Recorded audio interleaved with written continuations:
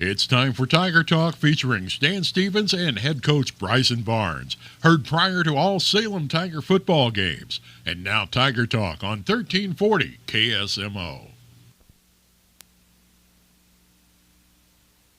Well, to Tiger Talk, Stan Stevens, Coach Bryson Barnes, coach of Salem Tigers, made the trip down to Ava, Missouri to take on the Bears, who, I tell you what, it's a tough team to play. We knew going in that they had a great ground game, but the neat thing about this game is when you go into a game like that, you never know what the opponent's going to do. And I almost like Thayer the week before, Coach, here came this running team that had thrown 2 passes all year, start throwing the ball against the Salem Tigers. Did they try and catch you by surprise?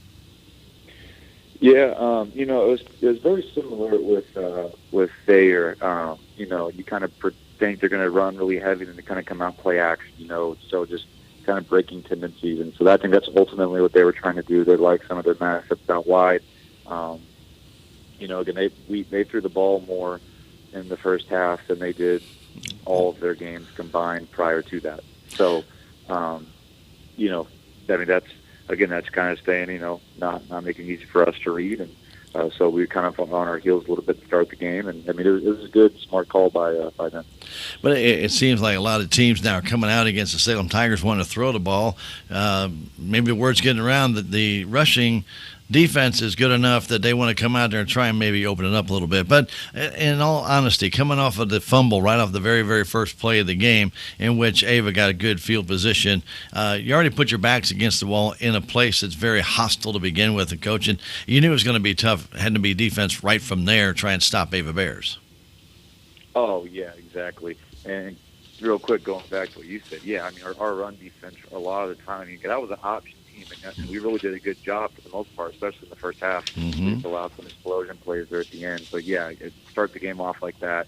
That's a tough place to play, and so you can't give them any more chances, any more opportunities with the ball, especially on our side of the field, inside the 30, inside the 40. So that was not a great way to start the game, and definitely gave them momentum. And Ava's got a lot of speed on the outside, and they use those inside handoffs to Mendel and also to Skiles, and they cut back, or they do, student body sweeps. They do those. Then, of course, they're using their young freshman up the middle, Hunter Adams, and I'm thinking this is a very talented team. And I saw the number of yards that Zach Richards, their quarterback, had. And, Coach, you see these numbers, and you're thinking this is a very impressive team. They got on the board with that Skiles kind of inside handoff. He got around the outside, went in for the touchdown. But after that, Coach, the Tigers shut down Adams. I thought he had nothing in that first half, I think 8 yards total, and you shut down Richards as well. So you take a look at that rush defense. Tigers weren't allowing the Ava Bears to gain any ground on the ground. Oh yeah, no, again, exactly. I mean, for them being an option team, and that that was their total yards. Again, I thought we really took care of business, and we locked into our assignments. Especially in the second half. So. Again, it ultimately was just lack of execution on special teams side of the ball. Again, that's the third asset to the game. I mean, it's very important that in field position. I mean, ultimately very big factors in determining that final score. When you see your defense play like they did against the Ava Bears in that first half, shutting down their offensive, normal offense, I should say.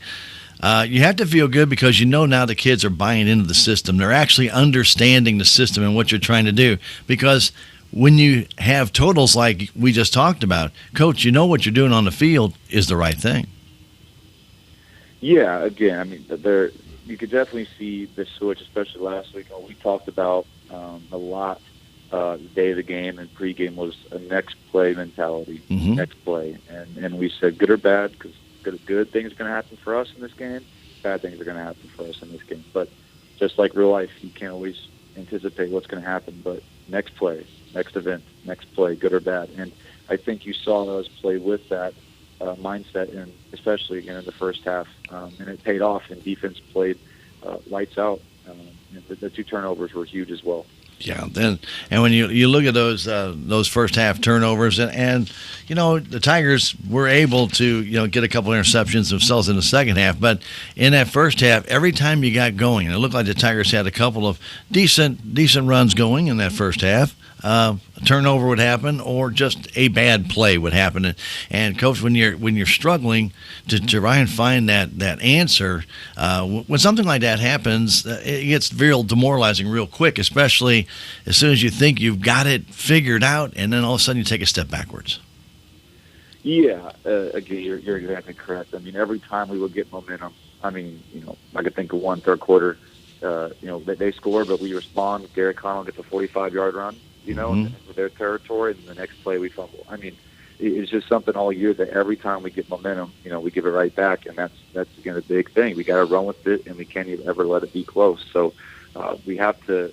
We talked about on Monday when we came back this week that to be successful, you have to do all of those small things good, but you also have to do them consistently. Mm-hmm. And then once you do that consistently over and over again, that is when you become great, and that is when you become special. And so we're still trying to find that groove right now, doing all those little things consistently. And then, of course, right at the very end of the half, when Blakely hits that 42-yard field goal that barely makes it over the bar, you're sitting there thinking, okay, we go into it, we're down, even if it's down, 14-6 at that time, you're thinking, okay, we come back out, we play good, and we're right back in this one. Yeah, 3 points isn't a killer, but it just barely makes it over the bar. It's kind of heartbreaking to see that ball just trickle over, isn't it?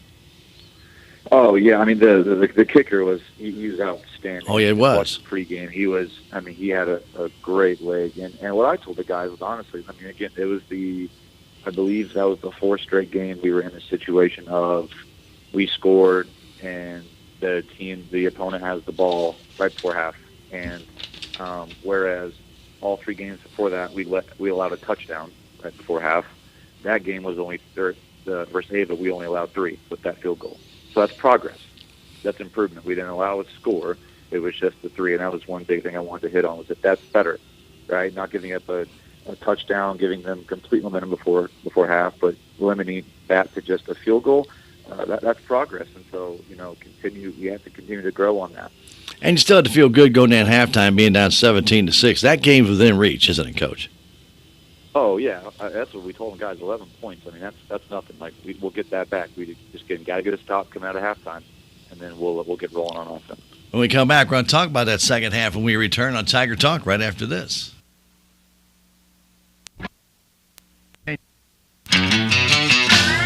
There's a place for do-it-yourselfers with everything for your car or truck. At K&H Auto Supply, they have a Power Torque 9-piece 3/8-inch drive deep socket set priced at $19.99. True Fuel Premix 2 Cycle Fuel, get 2 for $12.98. And WD-40 Penetrating Lubricant, it's $4.49. K&H Auto Supply, 700 South Main Street in Salem. Park City. Yeah, Park City. Park City. Now back to more of Tiger Talk on KSMO.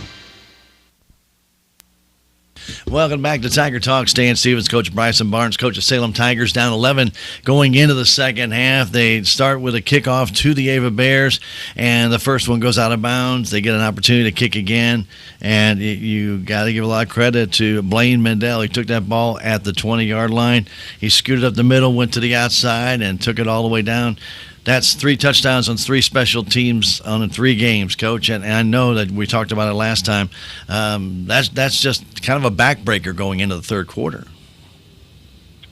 Yes. Again, I mean, it's special teams. It's special, and it plays a huge role in every single game. And just lack of execution in regards to just kind of not staying outside or truly out. And ultimately, again, we kicked out of bounds for not position, and so that was a big emphasis this week. We worked it every single day in practice, trying to just repetition what we and just trying to find the solution. You always call it those explosion plays, explosive plays, and how they can change a game. And when Mendel made that run, of course, then the Tigers get the ball back and immediately turn the ball over, and they're able to score again. And now you can almost feel the guy squeezing the air out of the ball, trying not to make a mistake. And sometimes that's just as bad as trying to do things aggressively and making aggressive mistakes when you try and be too cautious and yet trying to play hard. Right. Yeah. I mean, again, that's correct. Just eventually I believe the team started overthinking a few things, and ultimately again Ava just took advantage of the opportunities that we kept giving them. Yeah, and we kept turning the ball over, and in that second half, we unfortunately we were able to get a couple of interceptions off of their quarterback, but when we have those 3 fumbles and they scored on 2 of the 3, we always talk about points off turnovers, and when you look at the Ava game, they got 3 touchdowns off turnovers, and Coach, that's 21 points. That's really hard to come back on. Yes, I mean, again, that's a big swing. You don't want to ever give anyone more time with the ball, especially a really good, good offense and team like Ava. So, that will always cause a huge swing in every game. And again, it's just something we gotta eliminate entirely if we want to be who I know we can be and reach our true potential. It's just going to have to stop. And again, we really emphasize that a lot in practice, trying to get all that stuff cleaned up this week. And you were aggressive out there trying to make something happen late in that third quarter, going for a 4th down, and it didn't work. But you're keeping the Ava Bears honest with that, and you're keeping other teams honest too. If they don't know if you're going to go for it, they don't know if you're trying to draw them offside. They don't really know what you're trying to do. And when you go through, your play list in your head, you're thinking this play can get me 2 yards. That's all I need. If that gets us a 1st down, then we can get some momentum and start to make some impact in this game to where we get ready for our next game. We've got positive things going on as we enter that game, and that's got to be, and to me, when you're trying to make those decisions, that's got to be a very difficult thing. You don't want to give up any more points, but at the same time, you want your kids to believe in themselves. And in the decisions, it sounds like when I'm watching them, they look like this is a good thing if kids can pull it off, and they're doing their best to do it, but sometimes it just doesn't happen that way. Yeah, that was the biggest thing with a 4th down call like that was just we got to keep fighting, right? Keep fighting and not fold. And like I said, we were doing some good stuff. We just couldn't follow it up, and that was ultimately what went behind that. And unfortunately, we thought our receiver caught it, and they called it that it hit the ground. It was a turnover on downs. But again, that was the big thing. No matter at the scoreboard, what's going to define us now is what do we do? Do we just fold or do we keep fighting? And again, I thought that they all played hard, and that was never a question. Yeah, the touchdown pass from Kyle DeCobb, a beautiful thing. We had a couple of other guys that were open that the ball might have been thrown a little bit too short or a little bit too far. But I thought that play that you were talking about right there, when it looked like a catch. No doubt in my mind it was a catch, because one official said it was a catch, and then the other one came up and said it wasn't, when it looked like Luke had that ball. Right, yeah, you're correct. I believe it was far side. What I believe I remember seeing was far side said completion, and the other one from the back said no, and ultimately it was a turnover. But again, I'll always give our guys a shot. I always trust them 100% to make the plays, and then I'll continue to do so. When we come back, it's homecoming at Salem. We're going to talk about that when we return on Tiger Talk right after this. At the Bank of Salem, keeping your account safe and secure is our highest priority. We're adding text fraud alerts as part of our debit card protection program. If Shazam, our debit card processor, suspects fraudulent activity on your debit card, you may be alerted via text message or phone call. Ask a Bank of Salem employee today. Remember, we will never request card or account information via text, phone, or email. The Bank of Salem, putting our customers first since 1883. Member FDIC, Equal Housing Lender. Now back to more of Tiger Talk on KSMO. Welcome back to Tiger Talk. Stan Stevens, Coach Bryson Barnes, coach of Salem Tigers, will take on the Willow Springs Bears. The Bears come into the game tonight with an 0-3 record. Salem with an 0-3 record in the SCA. Both teams have struggled a bit, but this is kind of that middle game that you've got to get a big win tonight to turn on for that second half, and it just happens to be homecoming tonight at the Salem High School football field. Yeah, again, when we closed out the game last week, we talked about first half of the season. Okay, these 4 weeks, it's done. Okay, yep. So it's over. Where we're at. Now let's reset, and we'll dial in for the second half of the year. And we've had a really good week of practice. I feel like I'm just trying to stay healthy. Boys in the injuries, but Willow Springs, they're going to be a good opportunity for us. And I think we match up well, and just a matter of doing our jobs, 11 man across the field on offense, defense, and special teams. And we do all of those right things and all the small things consistently, it's going to, really, I think, provide us with that end result that we want. Coach, a win changes the confidence in the team 100% and can turn the entire season 180 degrees. Do you not agree? Oh, no, I agree entirely. Again, I think winning right now, a win would be absolutely huge for morale, just for more momentum as well as we start gearing up now for districts and the playoffs coming up. And no, again, I think that'd be huge for us.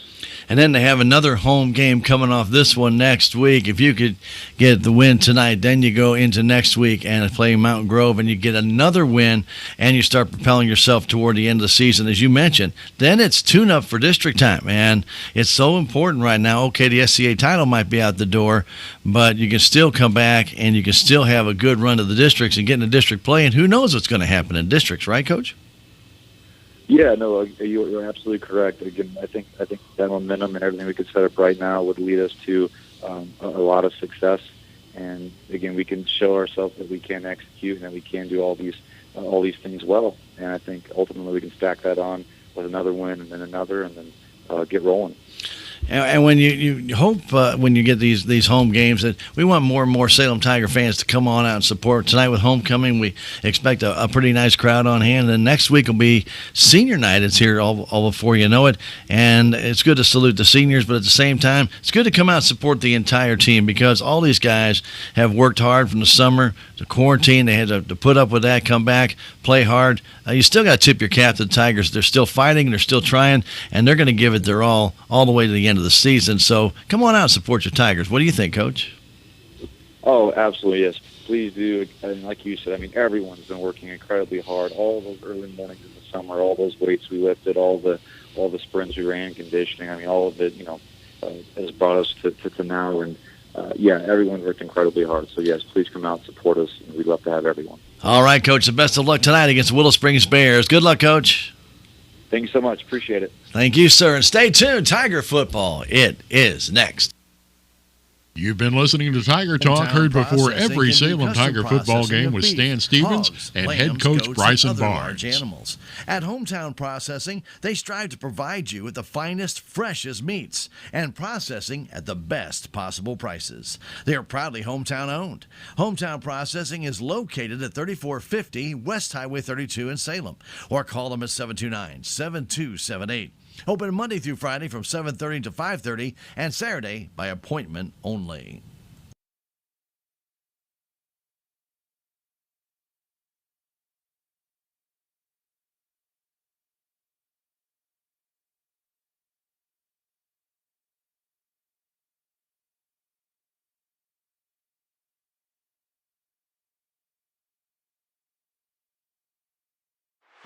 Live on Twitch, streaming on YouTube, posting on Facebook. It's KSMO. Tonight's broadcast of Salem Tiger Football is being brought to you by our proud sponsors that include the Salem Memorial District Hospital, K&H Auto Supply, Farm Bureau Insurance, Willie's Freighter Agent, Duncan Family Chiropractic, the Bank of Salem, Napa Auto and Truck Parts, Edward Jones, Southwest Baptist University Salem Campus, Taxmasters, American Family Insurance, Calvin Malone Agent, Terrell Complete Auto Care, Healthy Dent County, Town and Country Insurance, probably not, yep. Southtown Furniture, and Owens, State Farm Insurance, Cameron Irway Agent. Thanks to these sponsors, it's now time for Salem Tiger Sports, right here on KSMO.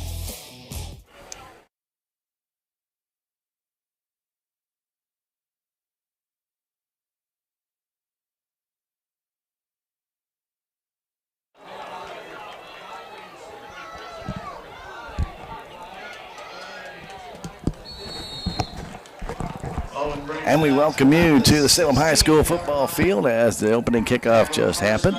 Salem Tigers and the Willow Springs Bears in SCA play, and Owens brings it back up to about the 15-yard line as just got underway here, maybe a split second early, but not too bad. So, of course, the news today, Easton May not playing today for the Salem Tigers, so another loss on the offense, Rick, and Tigers having to juggle things around. True. As Connell goes back, and he's in, I'm going to say passing position, but he'll probably run the ball quite a lot. And he's trying to run up the middle. He does. Connell breaks one tackle, still on his feet, breaks another, and gets across the 35-yard line. That'll be a gain from the 15 to right around 36. 21-yard gain and a first down for the Salem Tigers on Garrett Connell's run right off the left tackle. Yeah, you're right. He just kind of tippy-toed out of the backfield, didn't he? And he kind of just picked his way down the field. And then, like I said, I don't think he was hit until he got about 15 yards down the field, Stan. He found a nice hole. Yeah, he did. He had Barton in the backfield. Single setback, and Connell this time try to go to the other side. Does it again, has a big hole to the 50. He's to the 40, to the 30, 20, and tries to wrestle off the man. He goes down at the 11-yard line. All the way from the 36, and they're going to mark him, I think, at the 12. Let's see until they do put the ball down. Okay. And it's going to be the 13-yard line that they mark him down. 51-yard run and a first down for Connell. So two rushes and 72 yards for Garrett. That's not a bad average. No, I think a lot of people would take that, Ricky. I think you're right. And we've only played a minute and 15 seconds, but two huge gaping holes as Connell using kind of a bit of an option as using Barton as a decoy. He was using him as a decoy. You're right. He stays with that single setback, does Coach Bryson. An inside handoff, trying to cut around the corner, making a good play to the touchdown area. Is he going to go in? Touchdown! And that looked like Kaufman, if I'm not mistaken. Yeah, it was, Stan. Caden Kaufman for the 13-yard run, TD run there, Stan. He did a nice job. I couldn't tell him too far away to get the guy that blocked on the outside, Stan, but that kind of opened that up for him to get into the corner of the end zone. Kaufman, 13-yard run on the inside handoff. And the Salem Tigers take a minute and 38 seconds to get on the board. Gover in for the point after. The snap is back, and flags fly, and the kick is off to the right. Yeah, it was tipped too. Gover is no good, but there is a flag on the play. And I think it might be against the Salem Tigers. Yep. Procedure. Yep. Motion, and it is declined. So the point is missed. No good? Yep. And the Salem Tigers with a 6-0 lead on a 13-yard run by Kaufman. So the Tigers are going to be changing things around in the backfield, obviously, with Atchison out. Don't know. We don't know. Yeah, don't know about the future of Easton May. I can say that. Yeah, we're waiting for hear word on that, how Easton's doing, but yeah, I don't know. We've got, like I said, we got some other guys to fill in. Stan, it'll be. It could be a little bit of a committee back there. Yeah, I think it will be, Rick. I really do. And I think you're going to see a lot of younger guys getting a chance to get out there and play. And it should be very interesting. But Kaufman going around the right side on that inside handoff. We saw enough of that in Ava, and we see it all the time with Mountain Grove. They'll be here next week. And so probably good practice for our own guys to watch those inside handoffs. You're bet, like you said, because we're going to see a lot, like you say, a lot of that misdirection stuff, because that seems to be the bugaboo for the Salem Tigers. And it seems to be the going thing in the SCA right now. Yeah.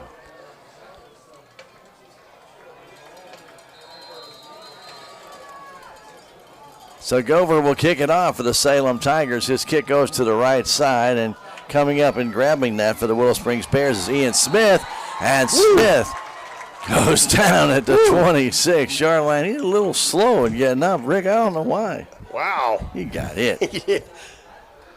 That looked like Eli Newman, Stan. They put the hit on him. I couldn't see real well, but it looked like number 9, Eli Newman, put a wallop on him. Wow. So Smith got up a little gingerly, but he stays in. As Taylor Rothemick will be at quarterback. Taylor, a running back last year. He's not a very big guy, but he's their quarterback. And he'll pitch it out, and they're going to try and turn the corner.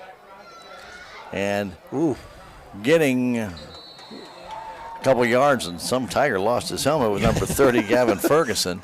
Got about maybe with all that running, Rick, a yard. I think that's number 20, Luke Campbell, I think, Stan, that lost his helmet. Yeah, it is, and he has to check out for a He play. does. Yeah, you're right.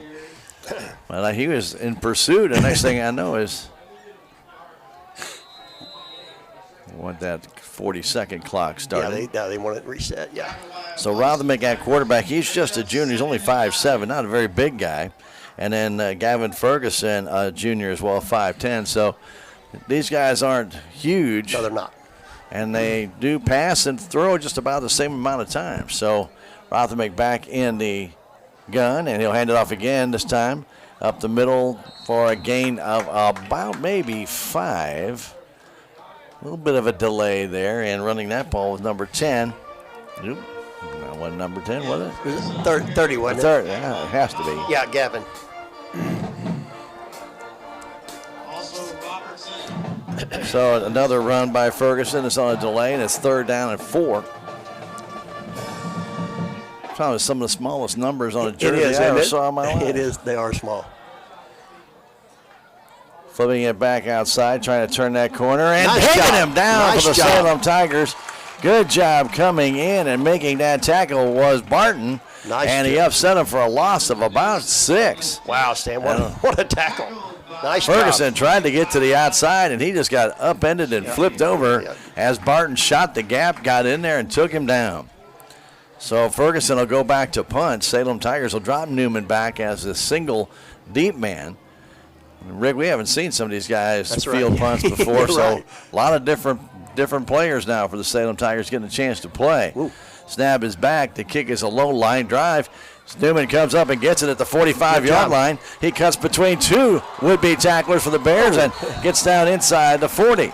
A nice return of about 16 yards. Glad to see him come up and make that catch. I Stan, was instead of too, letting Rick. that ball drop. Yeah, that was a So nice many job. times we watched the guys let it bounce. Yeah. Go up and get it. No, Eli, like I say, he was bound and determined that ball was not going to hit the ground unless it hit him and went bounce. And he made it happen, Yeah, he too. did.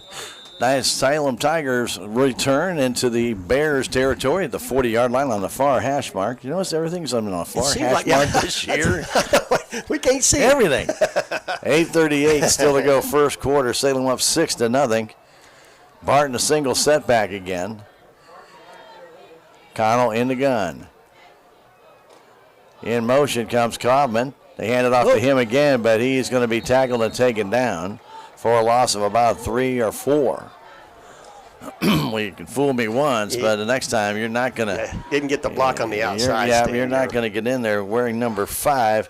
Ryan Kohler came up and he cut him off, and he was able to make the tackle. Gover was trying to block him, and he just really couldn't handle him. No, he just kind of, like I said, kind of pushed him away, and he couldn't even make a shadow so Kaufman could get by him. That was a nice play out there. So 2nd down, and let's call it a long 13 for Salem. Salem stacks it up on the left side with 3 receivers. And off the Barton, he loses the football, and the Bears have it at midfield. Another fumble for the Salem Tigers, wearing number 60 for Willow Springs, Micah Stetna. He comes away with the fumble recovery, and so the Bears have it at the Tiger 49. Well, that ball just slid right out of his hands, Rick. Yeah, it looked like, it was kind of hard to tell from here, Stan. It looked like that Garrett might want to try to pull that ball at the end, and Barton had a hold of it, and then neither one of them had a hold of it, and out it came. Well, Tigers with 5 turnovers last week. Avis scored on 3 of them. Rothermick standing deep gets it. Will hand it off again to Ferguson, trying to find a little bit of running room, and there's not much out there. The Tigers clogged that hole up pretty good. A gain of maybe a yard. Gover in on that tackle. Also in on that tackle is Campbell. Gain of 1 to the 48. First man, number 20, Luke Campbell. Checking in for the Bears. Ian Smith, I'm thinking he may go in the backfield here, Rick.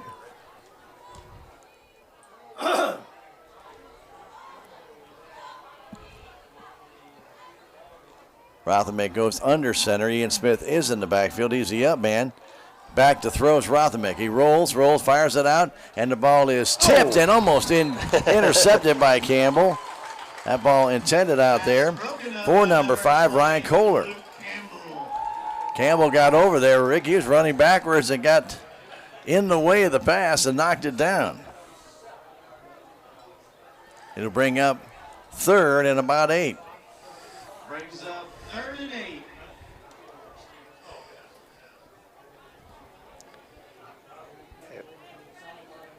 During the break. Pick it up during the break.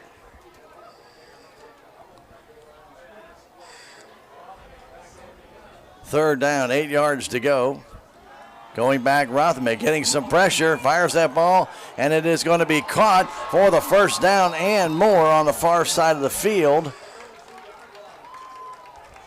Bringing that ball down, looks like number 30, Ferguson, and a gain from the 48. We're going to see they actually spotted where? 33, 15 yards, and the first down for the Willow Springs Bears.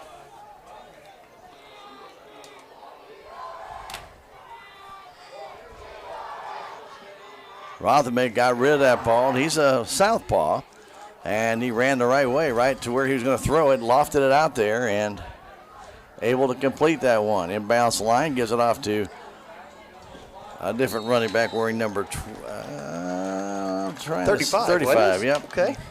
And that's Nate McDaniel. Okay. And McDaniel gets 2 yards. Well, we didn't see him in the warm-up. No, I didn't even see him out there. Yeah, you're right. Ball at the 30-yard line of Salem, 2nd down and 8. This drive by Willow coming after a Tiger fumble after the Tiger defense held the first possession of Willow Springs. Tigers ahead 6-0 on the 13-yard touchdown run by Caden Kaufman. Bears inbounds line to the right side, and they're going to give it off again. Ooh. And getting hammered and taken down by Campbell again was McDaniel. Campbell came over, just knocked it flat. Pretty good shot, didn't he? Gain of 5 right there, and 3rd down, still about 4 yards to go. Right in the middle of the field. Took a pretty good shot, didn't he? Tigers are heading to the north. The Bears are heading to the south in this game on the field. Bears won the toss and deferred. Rotherham under center. This probably is 2-down territory for the Bears. They flip it outside. And getting a little burst up the middle and getting the first down and more for the Bears on a real nice cutback against the grain was Ferguson. Ferguson, yeah, Gavin. Yeah. So they'll mark him down at the 17-yard line. Like about 9? I was going to say 8 or 9 right there. Yep. I'll go with the 9, Rick. Okay. Let's go with the 9. I got you.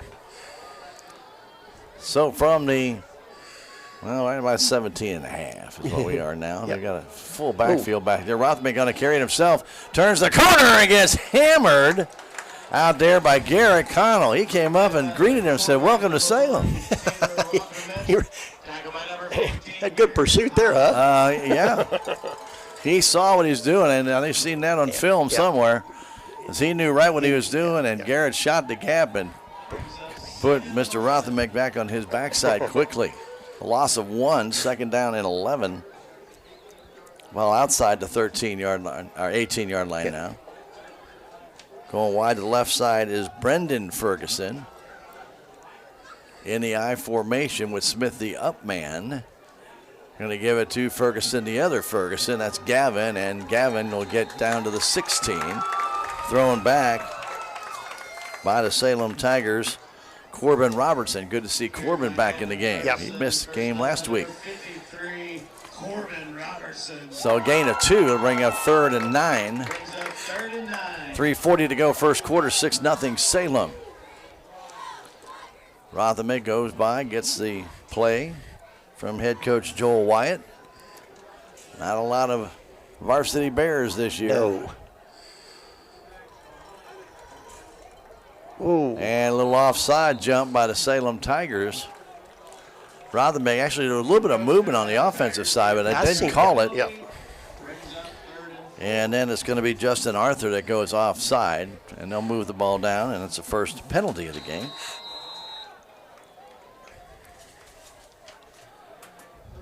Still third and 4 for the Bears. They need to get to about the 12.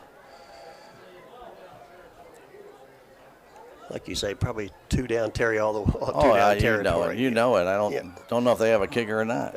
True. But they're running out of time, down to 4 seconds on the play clock. Timeout. They're going to have to burn a timeout. With the score, Salem 6, Willow Springs Bears nothing. We'll come back in 30 seconds. This is Tiger Football on KSMO Media. The Salem Memorial District Hospital is a full-service hospital that features a 24/7 emergency room and a family clinic with several providers for all of your primary care needs. The Salem Hospital has been diligently addressing community needs by expanding their physical and occupational therapy facility and adding a new state-of-the-art 3D mammography machine, as well as a sleep disorder center. Salem Memorial District Hospital, your first choice for local high-quality health care at an affordable price. Every patient, every encounter, every time. If there's a green light on, or if there's a red light on the back of the Blues box, just make sure it goes off. But not the Cards box, the Blues box. All right. Okay. 3:01 to go. This is first quarter action from Salem. Willow Springs taking a timeout as they almost ran out of time after getting a... They was getting very close. Coach seen it up to give me a timeout. So Rothermick will go underneath. Ian Smith will be the up man. Gavin Ferguson, their deep man. Inbounds line to the right side. Get it off to Ferguson. Ferguson up the middle, dives. He's a little shy. It'll bring up 4th down and about 1.5 yards. Campbell on the bottom of that got underneath him, but he was still able to dive forward for another yard or so. To bring up 4th and short, maybe a little more than a yard, almost 1.5 yards. Yeah, I agree. So the Tiger defense will try and shut the Bears down here. They have a 6-0 lead to Salem. Rothermick, again in that I formation. Takes it himself up the middle. I don't think he got it. I don't think he got enough, Stan. I think you're right. I don't think he got it. Arthur jumped on him right away. I think he's going to be about 1/2 yard short, Rick. I would agree with you. Like I say, we're going to depend on the spot here. But it will depend on the spot. But well, if they're moving it up to where they are there, then he got it. Nope. Salem. Salem ball as Tigers jumped on him. As I mentioned, Justin Arthur got on him right away. He didn't have much of a chance, did he? I mean, they moved the ball to the 9. That's a first down, Rick. How did they go to there? Their coach would have to. I'd have to be questioning. I'd say why? Yeah. They're moving up. They moved the ball down to the. Anyway, we won't go there. Inside the 4. Handoff to Barton, and Barton will get out across the 10-yard line. I don't know, Stan. Wow. Okay. What? Yeah. I don't understand it. Yeah. Gain of 6. Okay. Second down 4. I have no idea. I'm like you, though. Why didn't their coach say, well, wait a minute, that ball's spotted there. That's a first down. Yeah, well, yeah. That would have been a first down. It would have. Okay.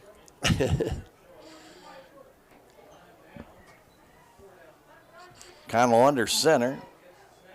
Gives that ball to second man through, and looks like Jimmy Barton gets very close to that first down, Rick. It'll be close, isn't it? And making the tackle. Osborne. First down. First down for the Salem Tigers. Fairly young Willow Springs Bears team, Rick, though there's not a lot of them. They have maybe, 5 seniors, I think? Yeah. Not many. That's about it. Yeah. Salem with their 3rd first down of this game. And 1:10 left to go in the first quarter. Salem with a 6-0 lead on the Kaufman touchdown run. Speaking of Kaufman, he comes in the slot to the left. Tigers put Colin Haven out wide to the left. They throw it out to Kaufman. Kaufman kind of out there bare naked, and he gets hammered by the Bears. They're trying to set up a slot screen, and that didn't work. And that goes for a loss of 2. 2? Okay. So Kaufman got the ball, and then by the time he started to pirouette, he had two bears clawing at him. Never had a chance. Too many bears out here, not enough tigers, Stan. Too many bears. Too many white jerseys. There was, wasn't they? Well, in the big blue, there's no blue. There wasn't. It's me and me alone. Oh. Haven wide to the left, Kaufman wide to the right this time. Tigers with a second down and 12. Connell rolls to his right, has a block, turns the corner again. Garrett with a big hole. He's up to the 30. He's at the 40. Garrett down the sideline, gets hauled down at the 40-yard line of the Bears. So all the way from about the 13-yard line. And well, I think they're going to put him right at the 40, I believe. Yep, it's on the 40 stand. There you go, the 47-yard run. Wow. And a first down. Again, got that great block off the end. Opened up that hole, and they got Kohler to cut inside. And he went outside. Yep. So thank you very much. They I can trapped see him that. in, absolutely. And so Connell turning that corner gets a first down, and that might be the last play of this first half. Or first quarter. First quarter. First half, whatever it is. Yeah, it is going to be the first, quarter. The last play of this first quarter. And it is going to be the last play, as Rick said. 6-0 Salem. We'll come back in a minute. This is Salem Tiger Football on KSMO Media. There's a place for do-it-yourselfers with everything for your car or truck. At K&H Auto Supply, they have a Power Torque 9-piece 3/8-inch drive-deep socket set priced at $19.99. True Fuel Premix 2 Cycle Fuel, get 2 for $12.98. And WD-40 Penetrating Lubricant, it's $4.49. K&H Auto Supply, 700 South Main Street in Salem. Park City. Yeah, Park City. Park City. I'm a Missouri Farm Bureau insurance agent. I'm for working hard for what you get and then protecting what you've got. Your home, your vehicles, your life. I'm for making an honest living and taking pride in what you do, and for giving back to the community I call home. I'm for serving my clients with the respect and dignity you would expect from the farmers that started this company. And though I know you probably hope you never need me, I'm here for you when you do. I'm a Missouri Farm Bureau insurance agent, and if you're a Missourian, I'm for you. I said, okay. I said, we still off. He said no. So then he finally switched.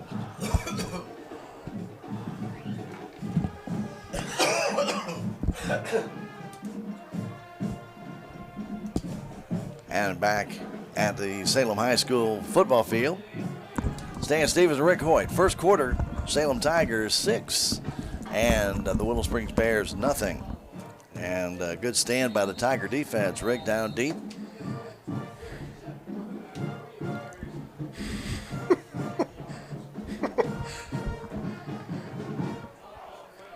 First down for Salem at the 40-yard line. Well, that good run by Garrett, wasn't it? It was. Garrett did a good job and really, again, read the block on the outside and just hesitated enough. And as soon as he got that block, Rick, he got through that hole in a big hurry. Let me go. Yeah. All right. Tigers go into the I formation. They give it to Barton, and he'll get about 4, and the ball comes out. I think Salem was able to get it. He's called him down, Stan. Okay. Tigers got to hold on to that football. Yeah, I Rick. agree. That's we've seen that enough last week too, didn't we? Goodness gracious, yes. So Luke Campbell was the up man on that play, but a gain of 4. And Luke was right there when that ball kind of came loose to jump out there. But as you said, they marked him down. They called him down before that ball came out. Second down, 6 yards to go from the 36-yard line of the Willow Springs Bears. Kaufman goes way wide to the left side. Connell in the gun with, again, Campbell and Barton. They hand it off to Campbell. Campbell get a little bit of a stutter step and was able to gain about 5 yards.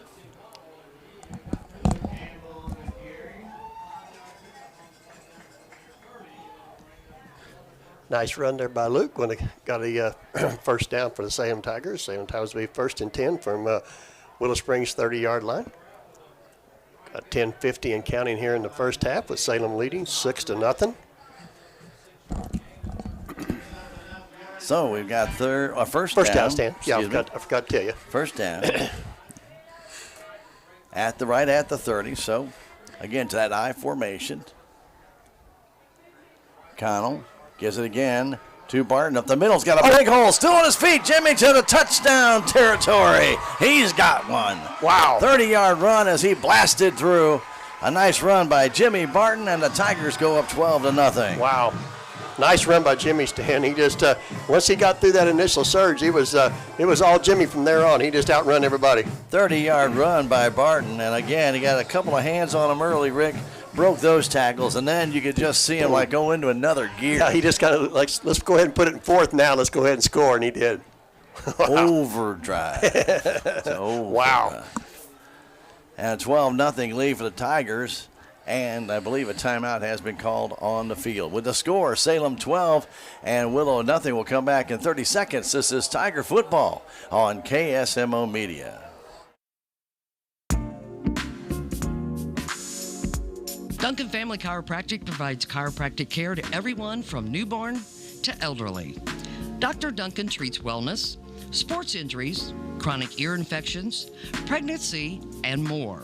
Ask Dr. Duncan about your full line of supplements, including Juice Plus and standard processed supplements, as well as pain relief, BioFreeze products. Yeah, I think Andy was right, or he would have texted us like that. So Salem Tigers getting ready to go for the extra point, or will they go for two, Rick? I think they're going to go for two. I think I would too.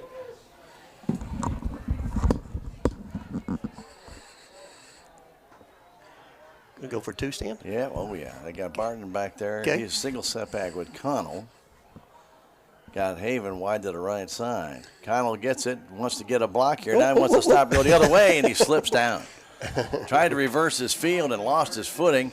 I think he wanted to flip it back to Barton over the middle, and Jimmy either couldn't get through because of the blocking scheme or misunderstood. So Garrett wanted to kind of flip it back to him in the middle, and he was not open. Yeah. So the two-point conversion fails, and the Tigers still lead it by a score of 12-0. So Salem with some excellent runs here early on. As the Tigers have had, three big runs from Connell. And Barton with a couple of nice runs. That last one, a 30-yard run. But Garrett's only got 119 yards on 3 carries. He's struggling. Yeah, come on, Garrett. Pick it up a little bit. But he's read in all three of his runs, really, Rick. He has read the blocking well.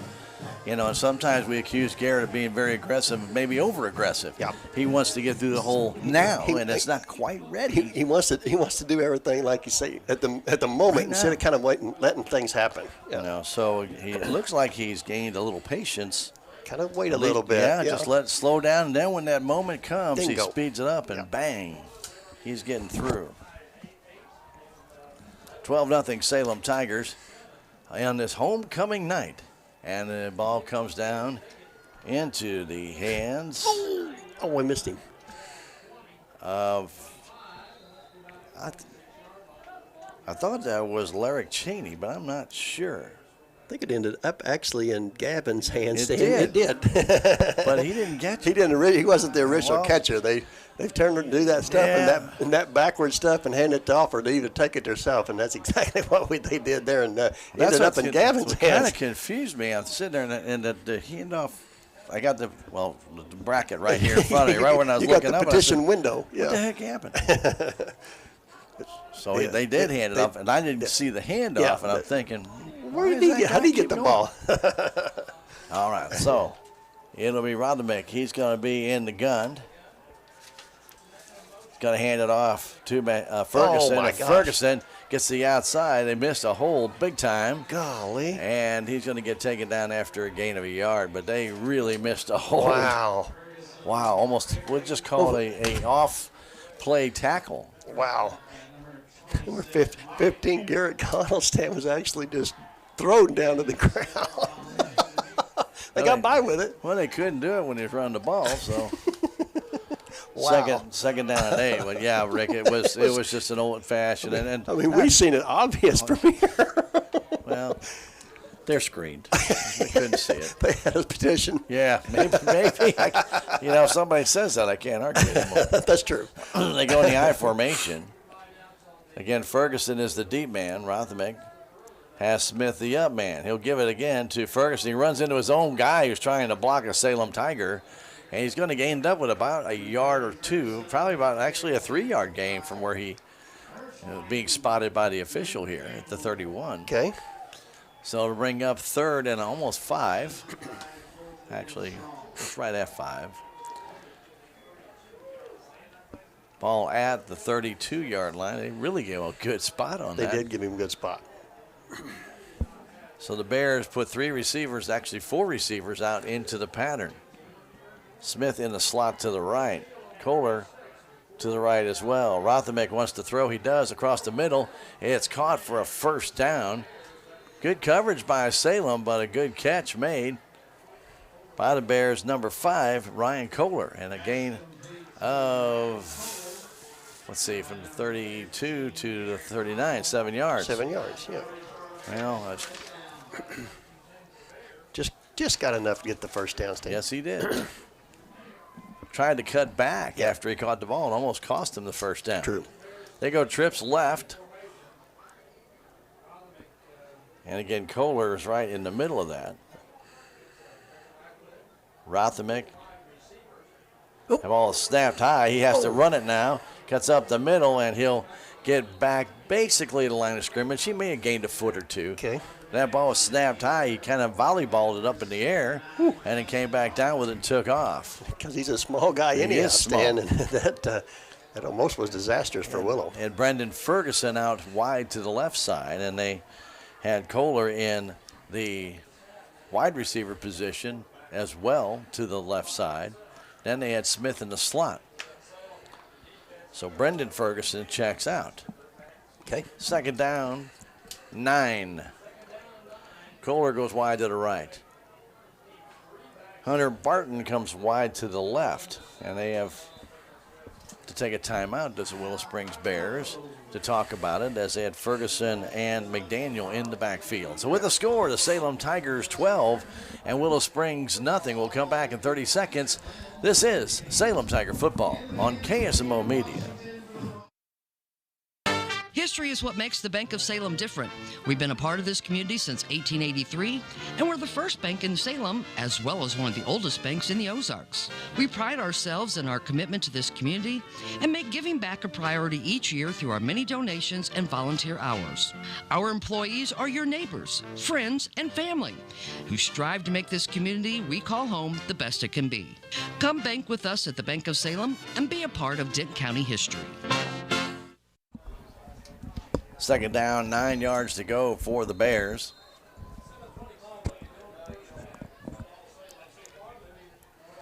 After the timeout from their own 40-yard line. Here in the second quarter, 12-0 Salem Tigers.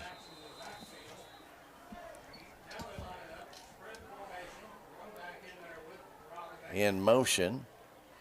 From right to left, Rothermick goes back. They're sending 3 guys deep, setting up a screen on the other side to get it over to Ferguson. He's going down the sideline. He's got the first down and much more down to the 40-yard line. That was a beautifully set up screen against the grain. They had all the guys on the left side. Rick went back to the right side.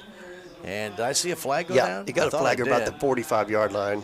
No, they're going to wave it off. No flag at all. Oh, they're going to wave it off. Why was it laying there? No. Because they threw it. 21-yard gain and a first down on that pass.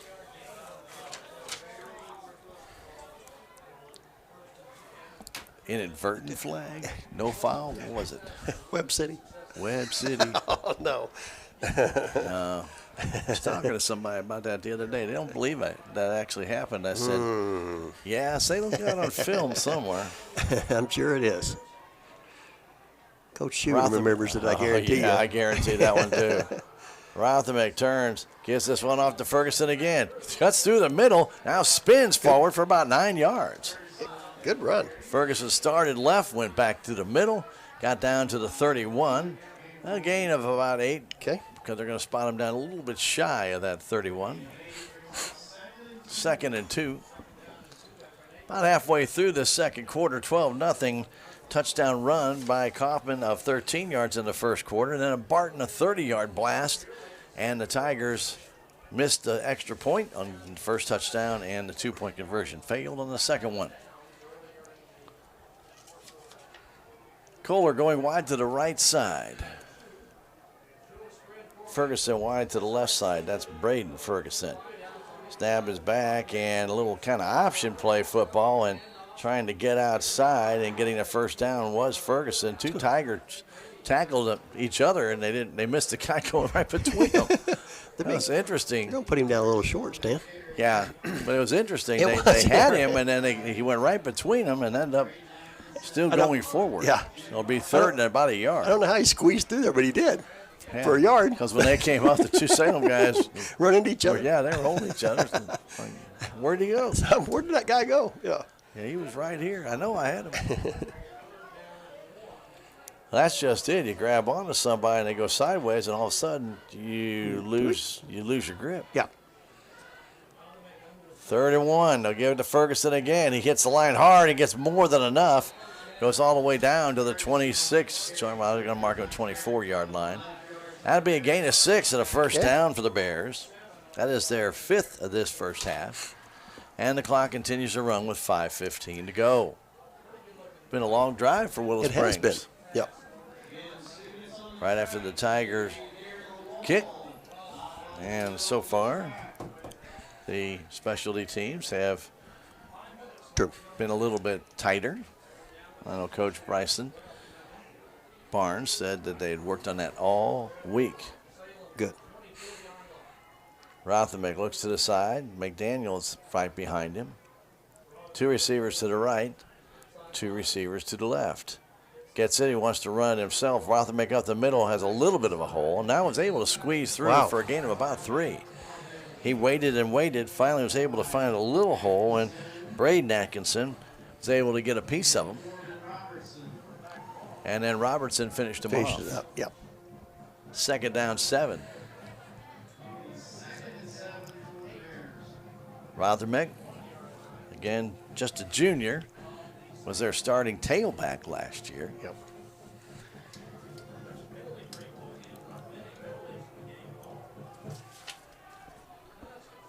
Kyle Glenn goes wide to the right side this time.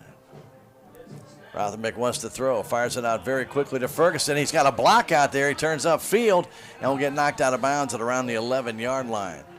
He should have the first down there. On the way, is there... I'm just waiting to see any other flag, Rick. I don't see it. They're going to mark him right at the 10, and it'll be 1st and goal. That's a gain of 13. So the Bears got a great block on the outside there and opened up that hole for Ferguson. I'm not sure. I believe that was Josh Owen that got blocked out as he was trying to get out there, and that opened up that path. So again, the Bears, they're close. Let's see what the Tiger defense can do here. They go back, give it to McDaniel. McDaniel trying to do a little swivel hips inside the 10 and gets 2 down to the 8-yard line. Okay. Knocked off his feet there by the Salem Tigers. Looked like Hunter Shaw got him first. It'll bring up 2nd and goal from the 8. 3:30 to go. He tried to swivel away from Shaw, and Shaw got him with the shoulder. That's a good way to tackle him. Got him down. Whoa. And now the Bears decide they want to go into the end zone a little early. Whoops. And that's going to cost them 5. They told me the count was going to be silent. He took off. Well, it may be silent when he goes to the bench. You may not hear it again. Wow. Yeah, there's no doubt about that. He was the only one that got the count, didn't he? Inbounds line to the right side as Rothenbeck goes under center. Right for the middle of the field here. Long count. He turns and rolls to his left. Fires that ball out. It's caught by Kohler and taken down at the 4. Little flip pass out to Kohler from the 13 down to the 4, a gain of 9. This is definitely 2-down territory, Rick, for Willow. Yeah, ball at the 4-yard line. Yeah. Little nice rollout. It was, the only one that could catch that was Kohler. Yep. Good throw on that too, Stan. Hit him right in stride, didn't he? Right in the numbers. Right in the numbers, right in stride. Right as he's making his turn, and he turned the correct way. And McDaniel, the deep man. Back again, Rothermick to throw. Now he wants to run. He gets hauled down from behind as Campbell came back on the backside. Came all the way around the line, Rick, and got him for no gain. It'll bring up 4th and goal from the 4. Rothermick had visions of taking that ball up the middle. Yeah, I don't think he knew Luke was coming. Do you? Never had any idea. And he made some time getting across behind that line. Yeah, he did. He got back there quick. Yeah, he did. So Brandon Ferguson wide to the right side. Kohler wide to the left. Rothermick. Long count, trying to draw Salem. Yep. And they call a timeout as they could not get Salem to jump. As timeout Bears with 2:09 to go in the first half. 12-0 Salem. Let's take a 30-second break and come back. This is Salem Tiger football on KSMO Media.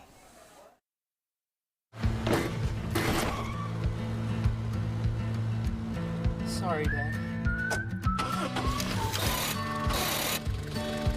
Sure, you could get him a new car. You could also light a pile of money on fire. Because as long as Mr. It wasn't my fault takes the wheel on occasion, maintaining this car is your best option. So keep it running longer, stronger, with quality parts and a whole lot of Napa know-how. Dad, where are you going? Welcome back, Salem High School football field on homecoming night. And next week we'll be home to face the Mountain Grove Panthers. We hope you join us for that game. Hope you can make it out to the game here in Salem. The crowd has filled in a little bit, Rick. It has, hasn't it? Yeah. Kind of looked a little thin early, didn't it? A little bit light. Well, you know, the people are taking pictures with the homecoming people and stuff. Yeah, they much better crowd now. But, yeah, perfect weather tonight for football. It's just gorgeous. Yeah. It was hot today. It was humid, sticky. It was pretty sticky today. You're right. Cooled down, but it is nice right now. This is the longest timeout I've ever seen. This must have been a water break, timeout, and everything else. I don't know, Rick. I'm seeing 30 seconds. It's supposed to be a 30-second timeout, and they were there a good minute and a half. True. All right, so it's 4th down from the 4 for the Bears. 2:09 to go in the half. Let's see if the Tiger defense can shut them down here. Rothermick.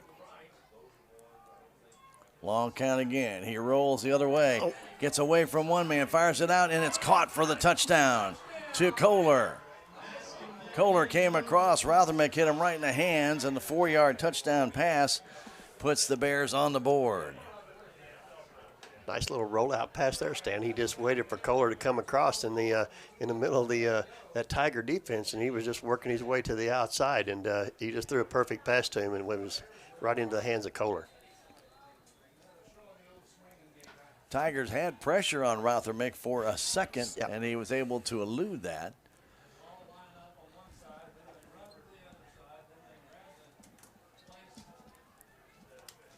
And the Bears will attempt the extra point as Tommy Sidorovich comes in. Snap is back. Sidorovich's kick is up, and it is no good, just off to the right side. So both teams have failed on their point after. The Tigers have had 2 cracks at it, and their second one was the attempt at a 2-point conversion. So here we go, 2:04 left to go in the half, and the Tigers will get the ball, Rick, and we know that every game so far, right before half, they have given up a score. Yep. Now can the Tigers get the ball and come back in? Can they get a score? That's right, yeah. Willow Springs has no timeouts left. Salem has 2. Yep. So we'll see what the Tigers can do here against the Bears with a 12-6 lead here going into near halftime with 2:04 left on the clock. Do want to tell you that the Salem Lady Softball Tigers won today over Westminster. I believe it was 4-3. And they will play again the Lynn tournament tomorrow morning and again in the afternoon. I don't know who they're playing. I thought Coach Carr told me they're playing Westminster tomorrow and playing Lynn today. Maybe that got changed. Got flipped or something, huh? Yeah, it could have. Yeah. And so don't know. Anyway, they are still in the Lynn tournament today. They will be at St. Clair next week on Monday. They'll be at St. James on Tuesday, and they'll be at Union on Wednesday, and that's it for the regular season. Wow. That is so fast. Ain't that quick? Softball. That is so quick, fast. isn't it? Wow. So, anyway, good luck, Lady Softball Tigers. Yep. All right. Zidanovic kicks it off, kicks it pretty high and deep, right down the middle. The Salem Tigers. Owen gets it there at about the 8. He's up to the 20 to 25 and bounces out still on his feet to near the 30-yard line. Kaufman. I'm sorry, Kaufman. Excuse me. I just now seen it when you said that. I looked down and I thought, yep, that is Caden. They moved Caden to the middle, didn't they? I guess they did. Yeah, I didn't even look. I just assumed it was Owen out there. I should have looked. Yeah, yeah, they did move Caden to the middle. So Kaufman with the return. Out to the 30. About a 22-yard return up to the 30-yard line. Colin Haven brings into play from Coach Bryson Barnes with 1:56 to go. Tigers have had success on the ground. Matter of fact, I don't think we've thrown but one pass, right? Threw one. Yeah. For a minus 2 yards. that was that slant or that screen to the slot. Didn't work well. But Connell wants to throw now. He fires it out, and it is incomplete. Wow. Intended for Campbell out there, but a little he too had him high. wide open. But a little too high. Yeah, he launched it a little bit. Yeah, he did. So to bring up 2nd and 10. Rick, I'm not sure I'd like to see him passing here. I would try and run a little bit. Get it down the field a little bit, let's see what happens, And maybe make them a little shorter passes and see if you can just eat up the clock a little bit. Because right now the clock stops, and this is the problem we've had. We've gone out there with 2 minutes, given teams time at halftime to come back, and have not been able to stop them at halftime. 12-6. Barton in the backfield again, back to throw, getting some pressure. Connell in trouble, fires it across the middle, and it is dropped by Campbell. And it's going to bring up 3rd and 10. It would have been a first down. 3 guys all over Connell. Yep. But again, Rick, 1:44 left to go, and we're a 3rd and 10. Yep. I'm not sure I agree with the passing on the first down. Maybe on second, but I think I still would have run the ball on the first down. Get some positive yards and see what happens out of that first run or first or 2 runs, and see what happens. We've had success. Yep. You just keep on running the ball. Yeah. Until somebody slows you down. I always like to keep doing what I'm doing, right? Yeah, I agree. So on 3rd down and 10, back is Connell to throw. Fires it down the middle of the field, and Gover has it, but he's short of the first down by about a yard. Well, they're not giving close, Stan. That's close, Rick. I don't know. That one official's standing right on the 40. He is, and that's where he caught the ball, and then he kind of went backwards. And if they spot him there, Rick, it might be enough for the first down. They give it to him. They give it to him? Okay. Wow. The Tigers get the first down, but I mean by just the nose of the football. So a 1st and 10 from the 40. Clock is running. That was a perfect throw by Connell right on the. That was. Right on the money there. Right on the money to Gover. Back is Connell. I think he's going to run this one. Trying to get a block and turns to the outside. Trying to cut back. Gets up near the 50. Be a gain of about 9. With a minute exactly left to go in this first half. So the Tigers need to go without a huddle. But they're not doing that. Or did they call timeout? They did call timeout. Yeah, they called timeout, Stan. Yep. And with exactly 1:01 to go, the Salem Tigers called timeout. With a score, the Salem Tigers 12, the Willow Springs Bears 6. Let's go ahead and take a 30-second break and come back. This is Salem Tiger Football on KSMO Media. If you have the audacity to believe a financial advisor should talk with you, not at you. If you believe access to your financial advisor should be a right, not a privilege. Join the nearly 7 million investors who think like you do. FaceTime and Think Time make a difference. Join us. Join us. At Edward Jones, it's how we make sense of investing. Call Joe Brand in Salem at 729-3831. Back Salem High School football field at halftime. We're glad that you're here with us. Yeah. On KSMO Media. We hope you enjoy streaming on our Twitch channel, Google, or YouTube, whichever one you might be. I'm Google. Not Google. On Facebook. Excuse me. Google, Facebook. I haven't heard that one. Yeah, well, it's brand That's new. a new one? Brand new. Well, sometimes we some forget. Stuff don't work out sometimes. Sometimes we just forget. Anyhow, nonetheless. Maybe it's years of doing this, Stan. There have been years of doing this. There's no doubt about that. Play clock is running down quickly. Tigers are still over at the bench. They've got 15 seconds. They called the play over there, so they're able to get out there in plenty of time. Connell in the gun on 2nd and 1. He goes back to throw, gets pressure, decides to take off. He breaks the tackle, get the first down, decides to throw it very deep down the field, intended for Haven. Ooh. Almost picked off. Yeah. Ricky had 20 yards in front of him. At least, yeah. And Garrett just decided to let it go. Actually, I think Haven did a good job staying of keeping that ball from getting picked off. He did. Because that ball looked like had an interception wrote all over, and Haven come back and actually played DB to knock that ball down. But we talked about the over-aggressiveness, Rick. There was an automatic first down right there. He was, 2 feet away. Yeah.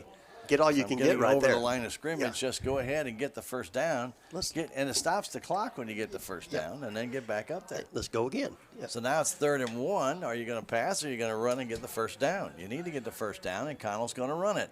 He comes to the field, got a first down and more to the 40, breaks to the outside, skips by 2 men, and turns at around the 30-yard line, still on his feet to the 25, and he'll go down at the 25. That is a 26-yard run and a first down for the Tiger quarterback. He just kept spinning and turning and moving forward and gets the first down. And now, Rick, the timeout call, their final timeout of this half, with the ball at the 25-yard line, probably giving Garrett a little breather here. True. And what will the Tigers do? Can they punch it in with 40 seconds left? They lead at 12-6. We'll find out when we return in 30 seconds. It's Tiger football on KSMO Media. Southwest Baptist University campus in Salem provides quality higher education close to home for residents of Dent County and the surrounding areas. The classes at SBU Salem campus are taught in the afternoon and evenings, making a degree attainable for people who are in the workforce or can't afford to go off to get a degree. We offer degrees in nursing, which is an RN Bridge program, elementary education. For more information on the degrees and programs, please contact admissions counselor Chris Welch to schedule an appointment as a prospective or returning student. Here's the situation. 1st and 10 for the Salem at the Willow Springs Bears 25-yard line. There is 40 seconds left. No timeouts for either team. Tigers of Salem have the ball. They are in their navy blue uniforms, by the way, with navy pants, shirt. They got the Carolina blue numbers with white. And Willow in their burgundy pants and white jerseys. Back to throw. Connell fires that out to Gover. He has it at the 10. It'll be 1st and goal at the 10. 15-yard pass and a first down. With 30 seconds, and they'll start the clock here in just a second. Connell spikes the ball. Shut the clock off. But they didn't stop the clock. They let it click 2 more ticks. Got to be careful there that he don't put the knee down first. The cut was pretty close. Did you see that? Well, it would not have stopped the clock, but it would have that's been why I said second that down clock, anyway. Yeah, and that clock would have kept her running. So 1st and goal right from the 10. Or I should say 2nd and goal right from the 10 after the... Yeah, it's just right. I mean, it's right at 10. The Tigers have Campbell the up man, Barton the deep man. Give it, Connell will keep it, rolls out, fires it toward the end zone. Does he have it? He does have it, Bradley. Gover kept it. He rolled over. I wasn't sure he still had it. And the 10-yard pass to Bradley Gover, and it's a touchdown. I thought he had it, Rick, but I couldn't tell from here either. The official standing right there. He didn't give the signal. Yeah, he didn't give us anything. Kidding me, Whit. So here with 20 seconds to go, go over the 10-yard pass, and the Tigers, I'm assuming, are going to go for 2. Looks like the offense is still outstanding. Yep, going for 2. 18-6, Salem on top. So using their tight end to a great degree here. Connell will get this one to Barton. Barton, he keeps fighting, but one guy went and grabbed his ankles. And Jimmy gets away and takes it in, but they've already blown the play dead. They couldn't get him down, Rick, but he couldn't go forward either. Sure. So the 2-point conversion fails.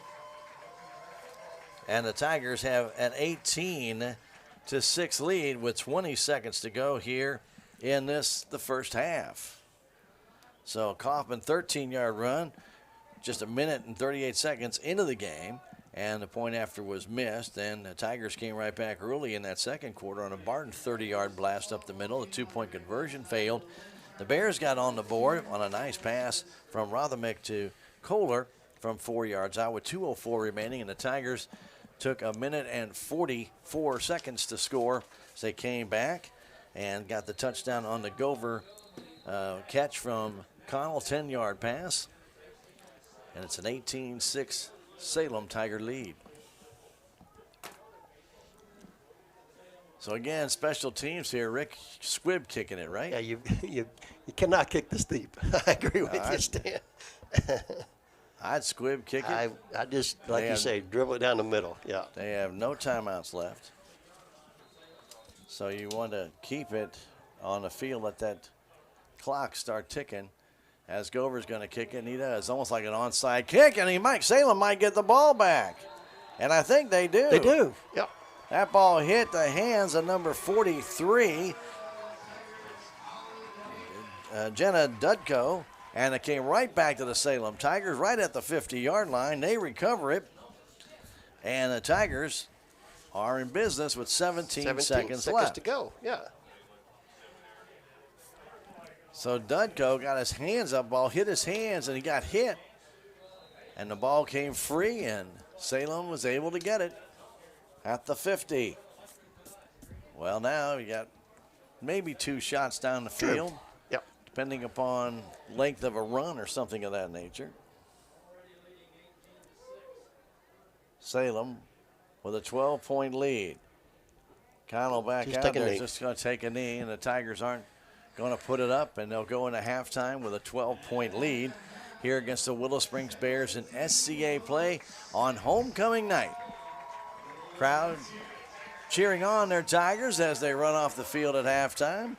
18-6 as the Salem Tigers are able to score 3 touchdowns in this game. And Rick, it's good to see him putting some points on the board, but also good to see him have the 1 fumble early on in the game, almost lost another. True. But we're able to hang on to the ball, and this is like a different Salem Tiger team when the ball isn't rolling around free. Yeah, you're like playing with a little bit more confidence, huh? Mm-hmm. They really are, and looking good in the process. 18-6. We are at halftime here as Salem Marching Blue gets ready to perform their halftime show here for the homecoming crowd. And we're going to take a break and come back around and give you some statistics.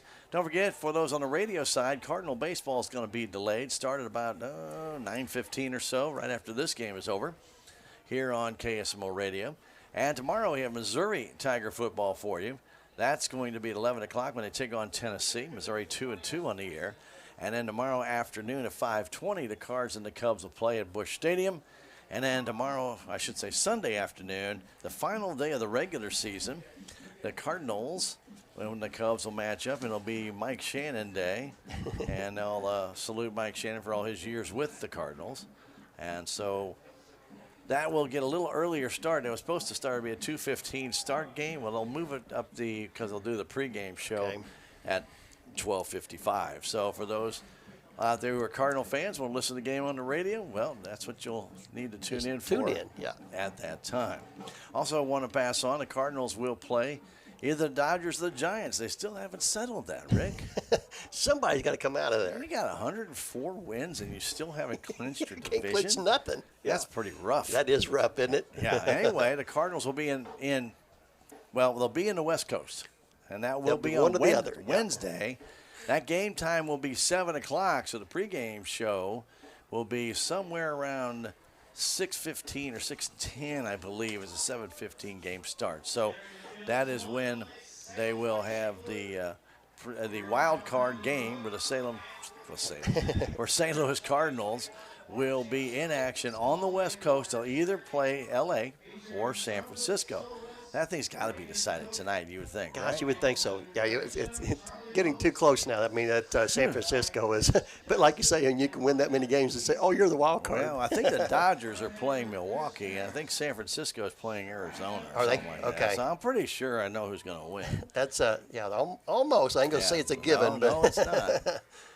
It's not. Maybe they're playing the Padres. I don't know, but whatever. It looks like San Francisco's got the hand up, so it looks like we're going to be playing in L.A., but until that's official, we'll say they'll be on the West Coast. Wednesday is that wild card game, and the game time, actual start game time, is 7 o'clock here on KSMO Radio, and we hope you'll join us for that. In the meantime, it's time for us to break away and give you some halftime stats here at halftime. It's the Tigers 18, the Bears 6. We'll come back in 3 minutes. This is Tiger Football on KSMO Media.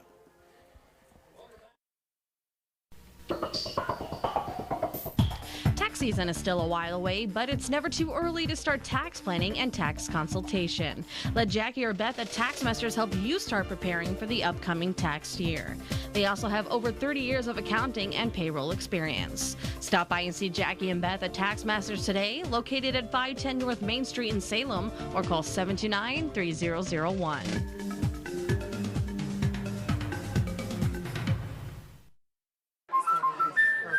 Color, the flowers. The whole place is amazing. I love it.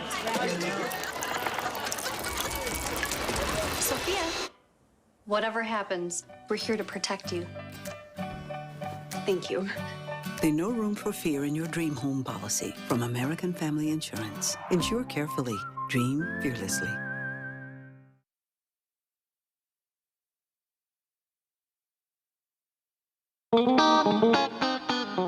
Terrell Complete Auto Care is a full-service auto repair center in Salem.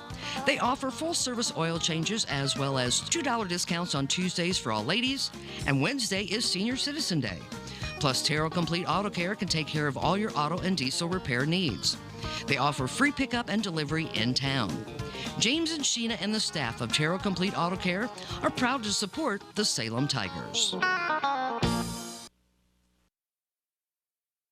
Hi, I'm Susie Cahill, Director of Healthy Dent County Fitness Center. Are you looking for a place to begin your journey to better health? Come inside. Never in my life have I been in another atmosphere where everyone was so friendly and eager to help others. It's not just the staff, it's the members. They are so passionate about what they do and so excited to help you. If you're ready to begin your journey to better health, come by and see us. This is Mike Elliott from Town & Country Insurance. As an independent agent, we shop many different companies, allowing us to find the best value for our clients. Town & Country Insurance has been serving South Central Missouri since 1963. We have offices in Salem, Rolla, Licking, and Mountain Grove, and would welcome an opportunity to show you what we can do for you. Stop by 400 West Scenic Rivers Boulevard, located inside the Town & Country Bank, or you can call our office at 729-6624. Southtown Furniture. Southtown, where the bargains are. We've got everything from furniture to appliances. Quality floor covering.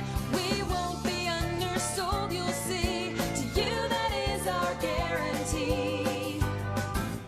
Southtown Furniture, where the bargains are.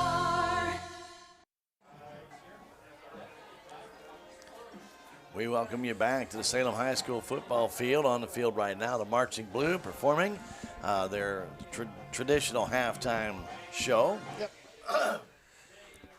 I say traditional because nobody's really seen it much this No, year, but that's I mean true. they always have a good halftime show. Sure they do. And it's good that the kids actually this year get a chance to do these things, because last year with COVID, we all know nothing got happened, really. done, Yeah. and halftime shows were virtually eliminated. And it was just a rough year. I don't even want to go back and remember all that stuff. I agree. So we're glad that the Tigers are playing, and getting everything done.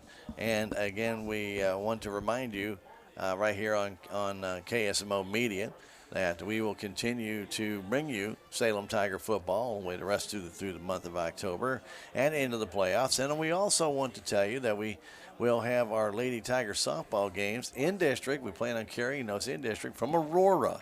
Oh, can you imagine? Oh. Yeah, we got to go to Aurora for their district play, and we'll follow them there in a couple of weeks. Because next week they will be on the road every day. And our last volleyball home game will be against Ava on October 14th. That is the last home game. And we don't play home again until the 14th. Wow. Yeah. Wow. Seems like a long way away, doesn't it? It does, doesn't it? But it'll be here before you know it'll be here before you know it. But that'll be their last home game. That'll be a great opportunity if you get out there and check out the Lady Tigers in action. Coach Kristen Barnes done a great job with those girls, and they're really playing some inspired volleyball, and it's good to see that with our Lady Tigers, and we're wishing them the very best. Yeah, we also will see if we can follow them. They will be, I think, in Marshall. Is it really? I Wow. think something like that. Oh, my gosh. For their district. So that or Stafford. Might be Stafford this year. I think it's Stafford. So still we're going to have to go for a little ride, and then we'll be monitoring that. Now, we do want to remind everybody, too, though, when we get to districts play, you will not be able to watch the games on YouTube, on Facebook, or on our Twitch channel. You will have to go to Misha.tv, and you will have to pay for the right to watch the game. That is not our rules. We don't have anything to do with that, folks. That's not anything we do. That is the rules of wonderful Missouri State High School Activities Association. So, it's not us. We hope you for those that can't get there, and that's the best way to do it. We hope that's an alternative for you, that you can watch the game. If you can get there and watch the game and support the Tigers, that's great. But that's still a couple weeks off. So we just want to warn you, kind of get that in mind, because, yes, Misha TV is still alive.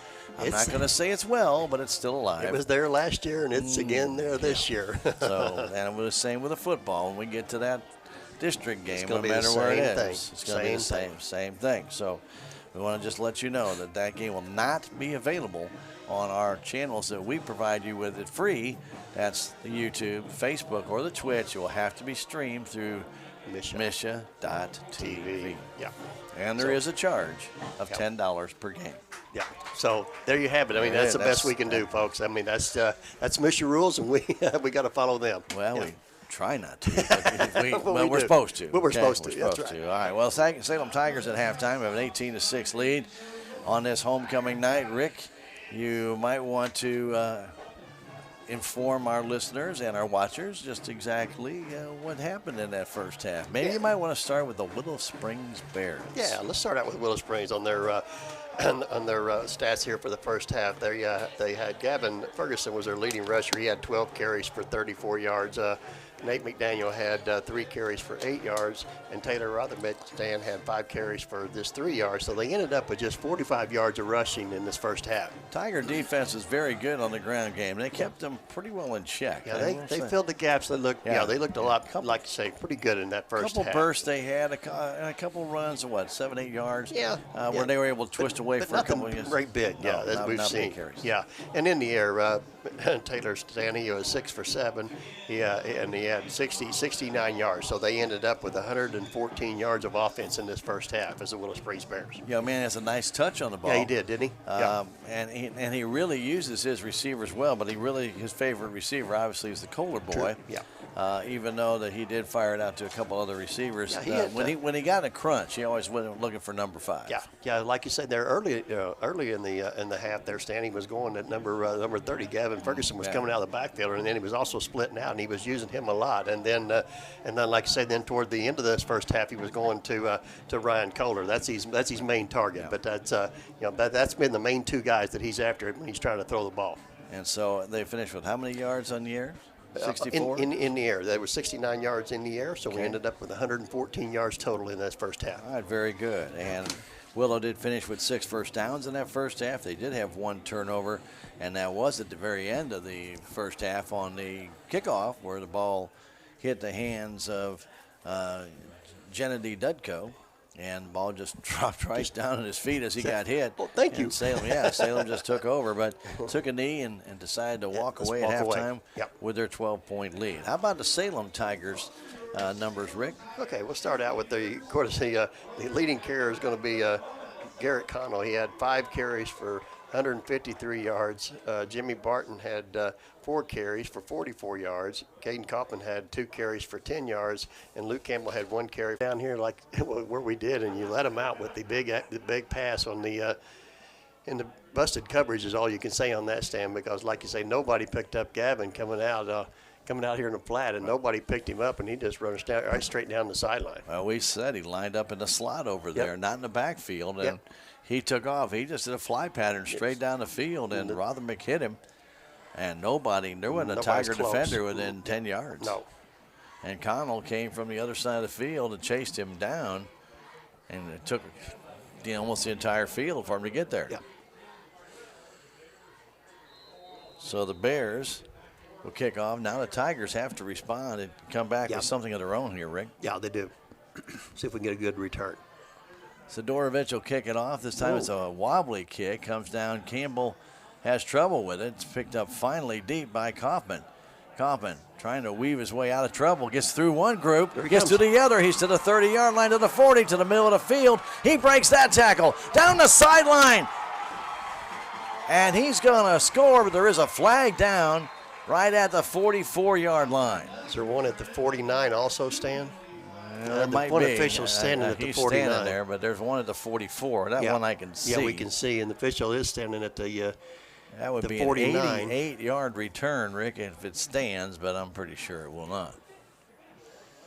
Looks like a push in the back. Is that what you seen too on the run? Well, I think I caught a hook, like a hold. Did you? Yeah. Okay. And the Tigers will be guilty of the one at the 49-yard line. So, yeah. That's unfortunate, that penalty, because that took away a heck of a run by Caden Kaufman. Sure. He definitely had to weave his way through, and the Tigers will start their own 39-yard line. Okay. I like to say it didn't look good to start, Stan, as Campbell couldn't get a hold of it. And Kaufman said, just let me have it. And he did. He picked it up. And that may have thrown everybody off, just the way that was. 27-yard return anyway. Not the 88-yard, not the automatic score, but still pretty good field position. Tigers out their own 39-yard line. But, yeah, big 10-yard penalty on that one.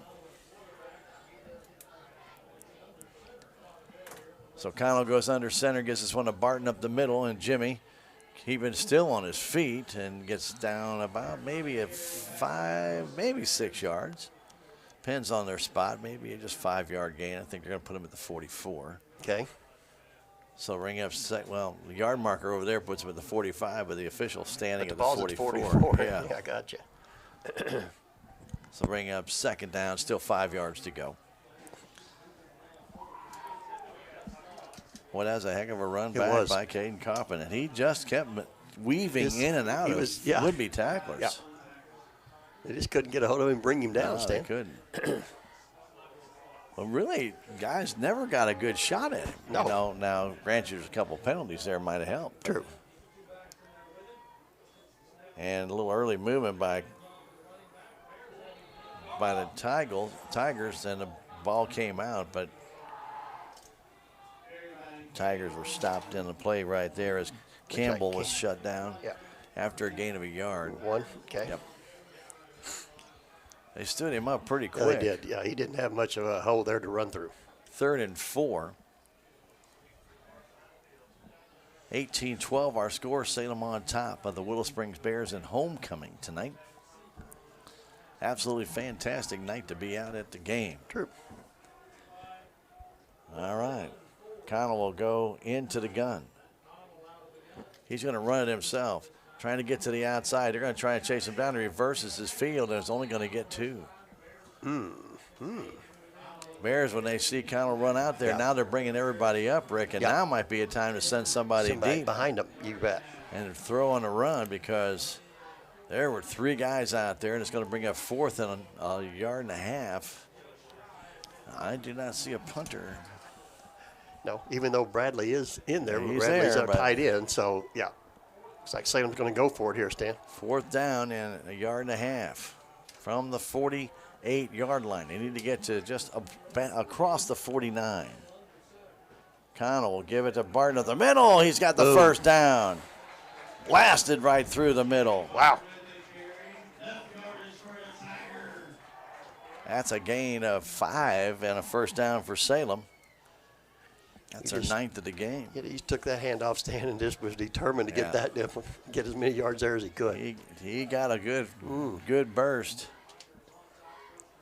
On that previous play with Campbell, he actually started early. Yeah, he did. Got about a half count too soon, and Ricky had no momentum because Connell hadn't gotten the ball yet. Yeah. He had to wait. So 1st and 10 for the Tigers in Bear territory at the 48-yard line, right in the center of the field with half of the third quarter gone. 18-12 our score. The Bears have scored here. Inside handoff to Kaufman. Kaufman gets hammered after a 2-yard gain. Boy, he came across, and number 43, Kennedy Dudko, just nailed him. Coming all the way across he from his followed him. linebacker position. Yep. Came from the far side. Yeah, he seen that, and they were all coming because they was looking like, say, the next time what might do is put that in there and take that back out and let Garrett go around the other way. Remember the ace formation we used to have, and we did fake one way and go back the other? True. Let it go here and then boom. I'm kind of wondering. Yeah. That would be a good time effective to try that. against these guys, but we don't run it. We're not that tight in a formation. But boy, Rick, that would be effective. I think. I think it would definitely keep Willow Springs on their toes right there. True. In motion, Ken McGinn. This time they fake it. Go to Connell. He tries to pitch it. Thought about pitching it out. Keeps it himself, and will get about maybe 5-6 yards. I really think Rick he wanted to pitch that to Barton. He did too. Yeah. But he saw that bear coming up. And that's a tough call because you pitch it out there and the defender's out there and doesn't commit to you and commits to the other guy. He can pick that ball off and go the other way. So it'll bring up 3rd and 3. Yeah. But I think he had visions of trying to pitch that out. I think he really thought about it before he turned that ball up. Well, you mentioned last week, maybe trying to do a little too much. Too much. Yeah. You just need to continue to play good, strong, hard football. That Barton run up the middle. He's got it all the way. He's going to take it to the touchdown area. That's called the end zone. And that run, 40. Wow. We're going to call it 41 yards, right? Are you? Okay. I am. I'm going to call it 41 yards. And Barton with his 2nd touchdown, same type of run, Rick, but this time he blasted through. Wow. With 4:11 to go. Once he got through that second line stand, there was nobody going to catch Jimmy there. He was bound to determine that he was taking that one all the way into the end zone. Wow. The 2 defensive backs, 1 safety. Safety moved over to the side, he got out of the play. He took himself out of the play. He did. And the 2 cornerbacks, he just watched Jimmy run right by him. I can't catch him. Yeah, he was gone. Tigers going to go for 2 here. I'd like to see them get some success here. I agree. They triple up bunch up on the right side. Connell trying to throw the ball. Does in the end zone. Does he have it? Did he hold on? No.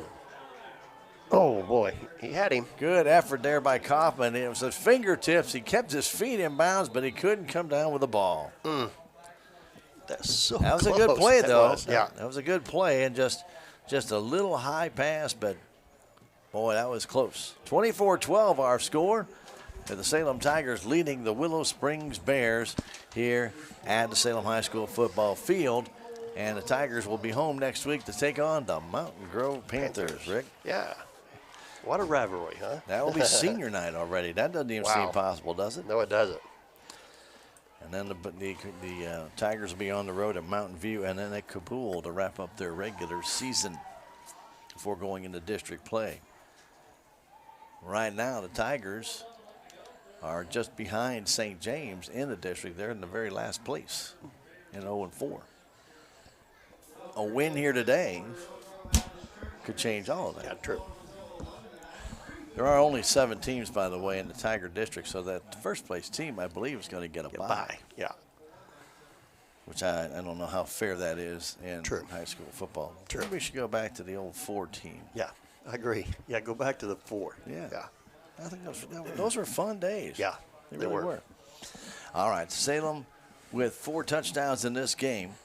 2 by Barton, 1 on a pass by Connell to Gover, and a Kaufman 13-yard run. And the Bears with 2 touchdowns, and each team has scored on their last possession. A Kohler reception on a pass from Rothermick, and, of course, the Ferguson 2-yard run. And that was their first possession of the second half. The Tigers scored on their first possession of the second half, and we have 4:11 to go in the third quarter, 24-12. All right, so Gover will kick it off. And his kick again coming toward Ferguson. Gavin has it, comes up the middle of the field. Got a running room, Rick, and he gets hit, though, at the 30-yard line. The Tigers came right up and met him. A good play by the Salem Tigers, Colin Haven. He had an opening, and he took off, didn't he? There wasn't no switching that ball around, was there? I give Colin credit. It's a one-on-one tackle, and he made it right there at the 35-yard line, so a return of almost 20 yards, maybe 18. First and 10, Taylor Rothermick, the 5'7" junior. We've seen small quarterbacks have a lot of success. Remember Robert Howard? True. Yeah, that's true. Hand off to Ferguson. He is Nice taken job. down in the Nice job. backfield.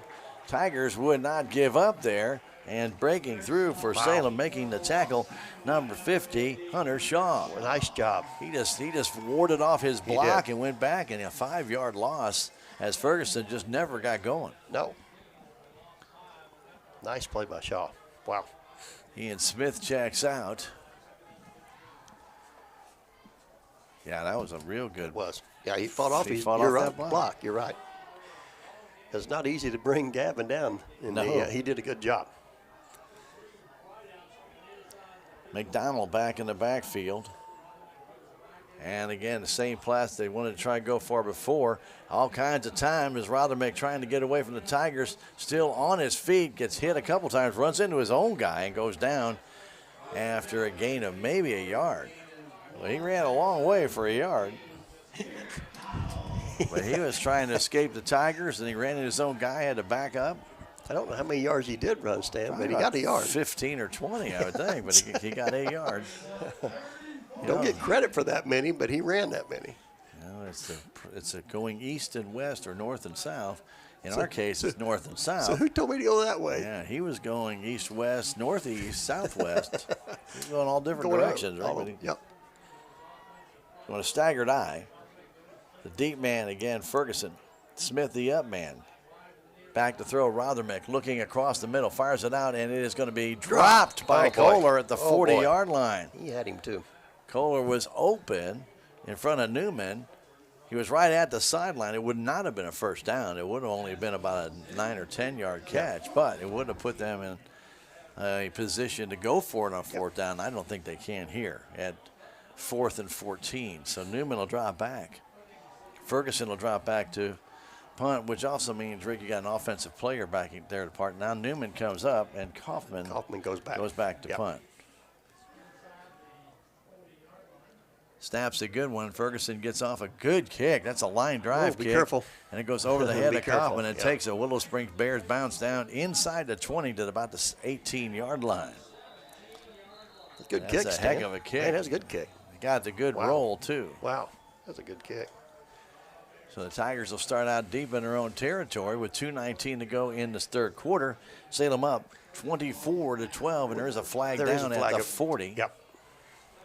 I didn't see that flag. Personal foul against Willow. I didn't see it until just I seen the referee start walking over to the head referee. And that's about where Kaufman had set up, Rick, and then he moved forward. Then he peeled out, and then, I'm just wondering if somebody hit him.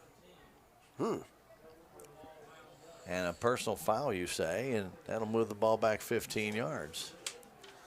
Well, that really negates a fantastic kick. He didn't really say dead ball foul, did he? No, and the thing was, Rick, it should have been from the spot. From the spot, yeah. You know, unless it was after the fact. play. Yeah, that's the only thing I can say. But he didn't tell us that, yeah. Well, he didn't say anything. Actually, he just said personal foul. But he's supposed to indicate dead ball foul, right? Yeah, true. So we know. Yeah. We don't. We're going to assume it was a dead ball. Yeah. Well, we have to assume it because they waited till the ball stopped. True. Tigers will flip this one back to Jimmy Barton. Barton down the left side, breaks a tackle, still on his feet, gets across that 35 to 40-yard line, and he gets over the 45 with an extra burst. Boy, he hit the 35 with one burst and then got to about the 40 and then had another little burst to get across the 45. He'll mark his knee down after that gain of 13 and a first down. I like the way Jimmy's running tonight. He's got a little extra oomph. Got a little step. Yeah. Is he over 100? Yeah, he's over 100. That put him over 100. Yep. He's been running well. Yeah, he has. Him and Garrett both have. Yeah. Puts him at 108, Stan. Yep. Of course, Easton May out this game with a knee injury, and we're hoping they'll be back next week. But True. There's no guarantee to that. And pitch back to Jimmy Barton, and he looked like he kind of lost his footing. Yeah, I think he slipped on the cut. I think he tried to cut that back, and his feet went out from under him. A loss of 3. Okay. Never should have said anything about 100. We're still okay. Come on, Jimmy. Second down and still 13 yards to go from the 43-yard line. We're in the third quarter, but only a minute 10 left to go in that third quarter. Salem, 24. Willow Springs, 12. Haven wide to the left side. Tigers put Campbell wide to the right side. They go in Campbell in the backfield. Hand up to Jimmy Barton again. He breaks another one and gets out to about the 45 of Bears. He falls a little shy of that. Okay. It'll be a 12-yard gain, Rick. You needed 13 to bring up 3rd and 1.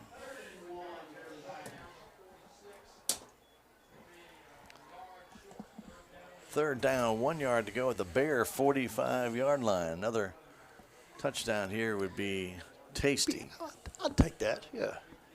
28 seconds here to go. I think we get Third one quarter. more play off here. Yeah, I think so. He's a big boy there, Stan. Yes, he is. Haven wide to the left. Tigers put Wyatt Campbell wide to the right side, and there's the first down for the Salem Tigers. Woo. And then Mr. Campbell gets a nice 6-yard gain. Yeah, it was, almost wasn't it? 7, Rick. They're going to get him down to the 38-yard line. See if that's going to end the third quarter here, Stan. It will. I guarantee it will. All righty. 24-12 at the end of 3 quarters. Salem Tigers lead on their homecoming night. We'll come back in 1 minute.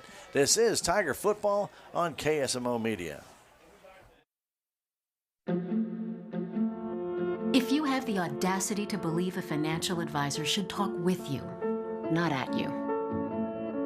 If you believe access to your financial advisor should be a right, not a privilege. Join the nearly 7 million investors who think like you do. FaceTime and Think Time make a difference. Join us. Join us. At Edward Jones, it's how we make sense of investing. Call Joe Brand in Salem at 729-3831. Southwest Baptist University campus in Salem provides quality higher education close to home for residents of Dent County and the surrounding areas. The classes at SBU Salem campus are taught in the afternoon and evenings, making a degree attainable for people who are in the workforce or can't afford to go off to get a degree. We offer degrees in nursing, which is an RN Bridge program, elementary education. For more information on the degrees and programs, please contact admissions counselor Chris Welch to schedule an appointment as a prospective or returning student. Salem Tiger Football on KSMO Media. Rick Hoyt, Stan Stevens with you here in our quarter number 4. I guess we'll call it the media crew. I guess what else? What else? It's not a film crew. It's not a video crew necessarily. It's a media crew. Yeah. I like it. I'll term it. I'll create a new word. Yeah. Sounds good, though. But anyway, the Tigers here with the ball in Bear territory, as we just mentioned here moments ago. Rick, a touchdown right here would make it a 3-score game, provided that there's no extra points. True, that is true. You know, so when we say a 3-score game, we're going to be talking about touchdowns only. Yeah. And I'm surprised they haven't started the play clock here, Rick. That's been a long in between. That's right. He's telling them let's go. Yeah. Yeah, he's a referee. Had referees standing out there saying, "Let's go." Well, he can start the clock if he wants to. He can. Yes, he can. Well, he can start that clock. He can't start that one. He can't do that one, but he can the play clock. You're exactly right. All right. So now the Bears, after the Tigers took so long, they went back to their sideline. Yeah. If they can take longer, we can too. Well, I guess that's the attitude. So the Tigers will line up in the I. Barton will be the deep man, Campbell the up man. So let's hope he's to make it back and hope his injury is not serious. Yeah, I hope he can. Connell keeps it himself on the fake, dances up the middle, and he'll get down to the 35, pretty much right on the 35. It'll be second down and 7, a gain of 3. Boy, that was a nice fake that he get faking it to Barton and pulled it and went around the other side. We don't see a lot of that in the scheme right now for Salem, but they're getting maybe a little bit more comfortable with each other. Yeah, you're right. It's like saying he, Garrett's seen that all the way. That there was no way that Jimmy was going anywhere. So the only positive yards was due is to pull that ball out of there and get out of there. Is exactly what Garrett did to pick up 3. And he ran to the short side of the field on the right side. Yeah. So Haven goes to that short side of the field. He's dancing wide to the right. Barton single set back, and Connell gets it, trying to run to the outside, breaks a tackle there, and he turns the corner, gets to the 20-yard line, and they throw him down out of bounds. Not really harshly, though. No. And he went out about the 17 or 18, Rick. I can't exactly tell you where, but from the 35, we're going to call it the 17. Okay, we'll call it 18-yard gain, a first down. Yep. Connell broke the tackle. All the guy was able to kind of grab on his jersey, but he was able to turn that corner. He was being chased by 3 Bears. He chose the right direction to go. I'll tell you that, because that was less in and then back out. Crowded on the left side. Yeah. And a wider field to dance outside, too. Coffin goes wide to the right side. Haven wide to the left. Tigers go back in that I formation. Hand off to Barton. Barton up the middle gets that. Looks like a face mask. Rick. That's he got personal. hit. Woo-wee. He got hit jerked right his helmet off. Yeah, got hit right in the face, but I don't even see a flag down. Yeah, there was 3 of them, I think, come in there. It's right in the middle of it's of in all the the middle? players. Yeah, it's Okay, all in well, all the players. I was Personal looking foul. at him get his head tore off. I'm just glad Jimmy's okay. Wow. So the Bears, you saw his head turn around. Wow. Then And we've seen the it helmet is good come to- flying. it is good to see him going off the Jimmy's field. okay. Wow. Woo. Surprised he didn't lose the football. Wow. Man, that was vicious. Well, that ball will be moved halfway to the goal line, so I think. What are we going to give him on the gain, Stan? Are we going to give him anything on the gain? He did gain positive yards. Oh, yeah. He give him 3 or 2. Yeah, he had 3 yards. I'm Okay. sorry, Rick. That's fine. So it'll be first and goal for the Salem Tigers. Yep, another first down for Salem. Of course, Barton has to check out of the game. We're going to have another officials huddle, Stan. Well, really, the guy who did it, Rick, if they know that should have been kicked out of the game. Wow, that was vicious. That was I'm just glad Jimmy's okay. That was not just a face mask. That was a turning of the head kind of face mask. Yeah, never let go until the helmet come off. Wow. So I don't know, Coach Bryson is talking to them. Yep. And they're going to call it 1st and 3. Or something of that nature. And they got the sticks up yet. Yeah, need to lay the stick down. There you go. Yeah, there we go. Okay. All right, so first and goal then. Yeah. From the 8, yeah. So Josh Owen, the deep man. And Campbell, the up man. And now first and goal from the 8. Tigers deep in Willow Springs territory. 10:42 left to go. Clock running here in the 4th quarter. Connell gets that off to Campbell, and Campbell will get down to the 5. Never really got his legs going. Yeah, didn't quite get out Was there. able to keep lurching forward, but was not able to get those feet underneath him and drive forward. Second and goal from the 5. I'm pretty sure Barton is going to come back in there. Yeah, I'd say he is. I'm going to say he's going to want the ball. I'd say he's going to want the ball here, yeah, after that. I'm just saying.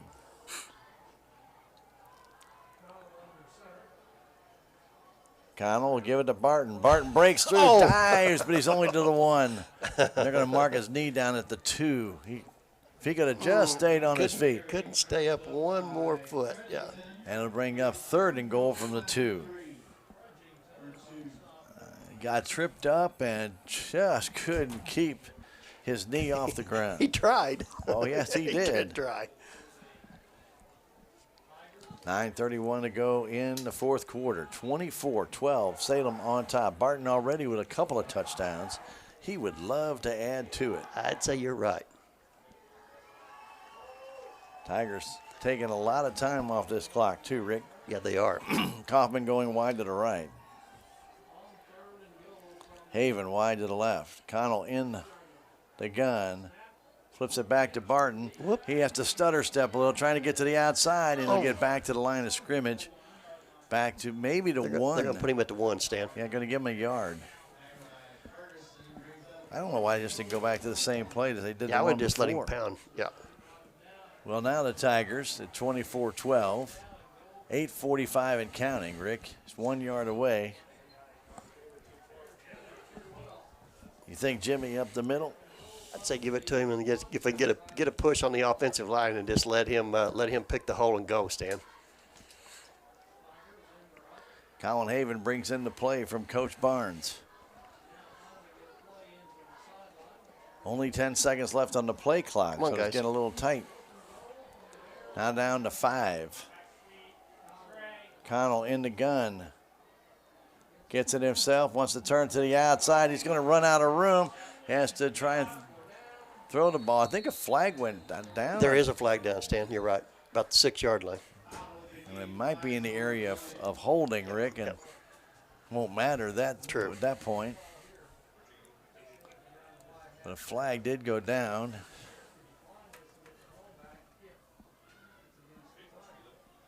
Holding against Salem, and that'll be declined.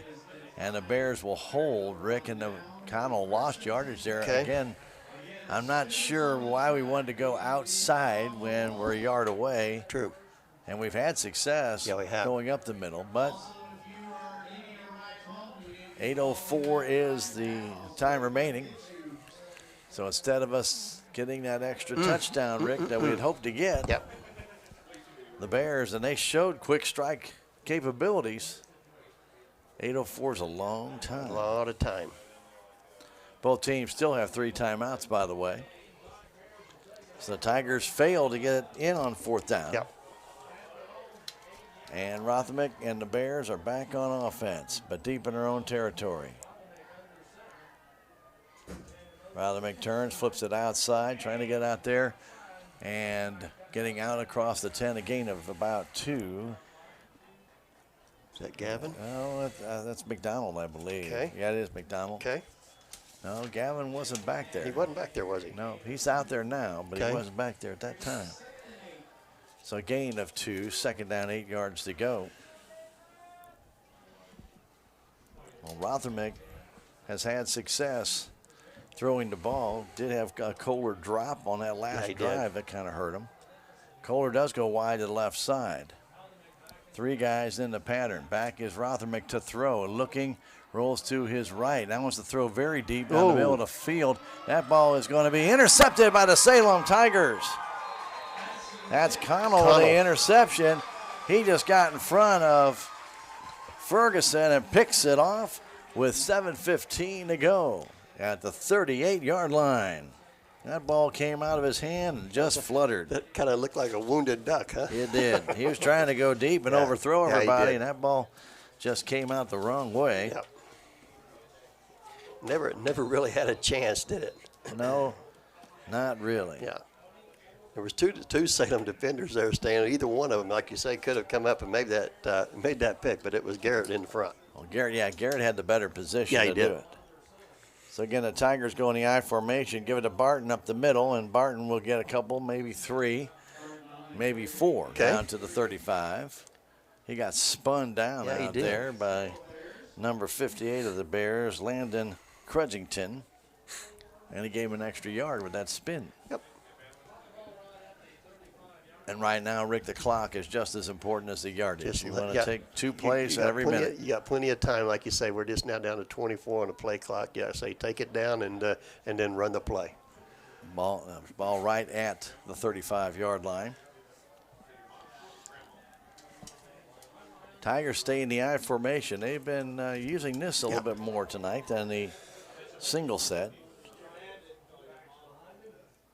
Imbalance line to the left, and they'll give it to Barton again, and Jimmy's going to fight his way for about 3. Yep. Oh, they're gonna mark him back. They're gonna call him dead back to 29. Only a gain of 1.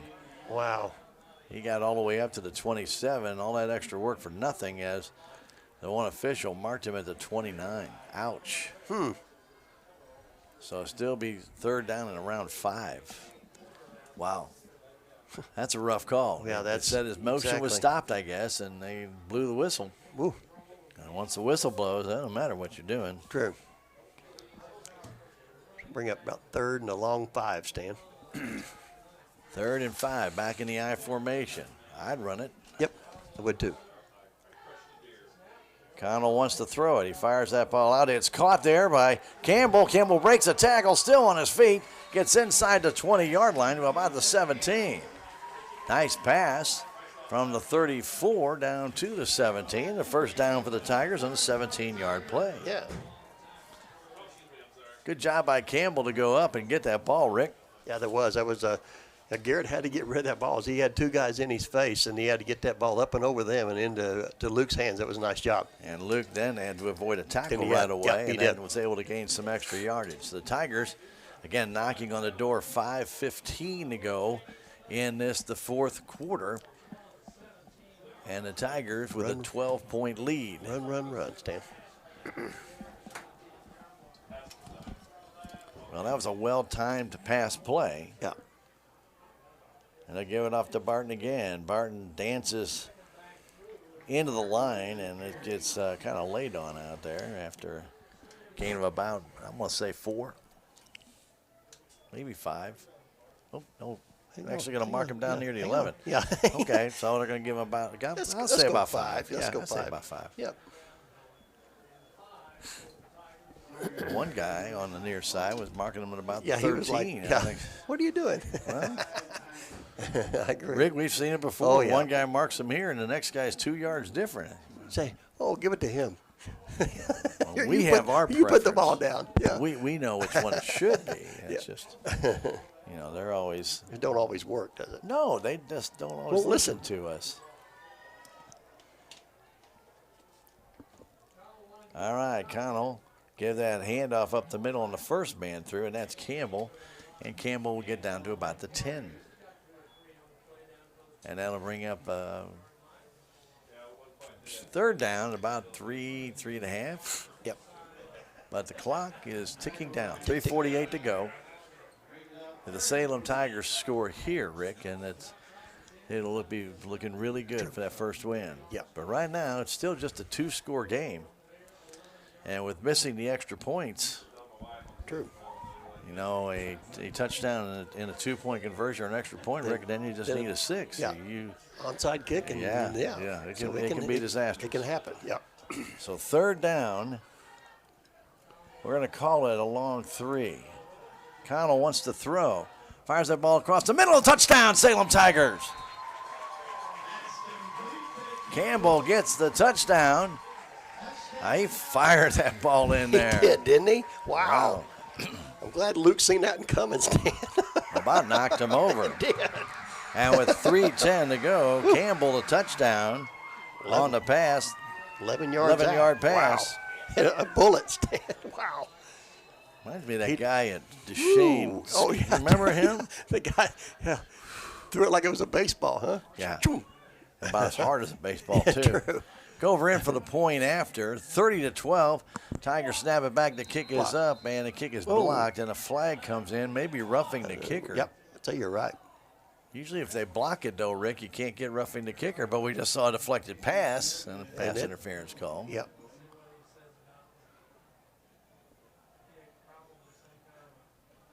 Say go to the half the distance to go here, Stan, and go for 2? Well, I don't know. Yeah.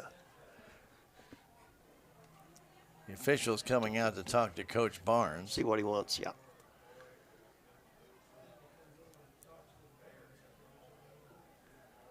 Yeah, Go for the Flag is down at the 12-yard line, which is about the spot. Roughing running the in. kicker. Yep. So we're going to retry. We're going to do it again. Yep. So the Tigers will try it again. I think that's exactly what the coach from Willow is going to say. Hey, that ball was blocked. How can we don't go back to your pass interference call in the end zone. Yeah. So you can't do that either. Yeah, try it. Once that ball is tipped, you can't have it. And this one is the same thing. Once a punt is blocked or anything like that, the roughing penalty is negated. Yeah. However, now Rick, we know this in high school, these things change. That's true. Yeah. So Campbell 11-yard pass from Connell makes it a 30-12 game. That's what we're going to do. Well, they're still trying to figure it out, Rick. Okay. I don't see any quick answers here. What do they do with the football? They're still holding it. They ain't put it down yet.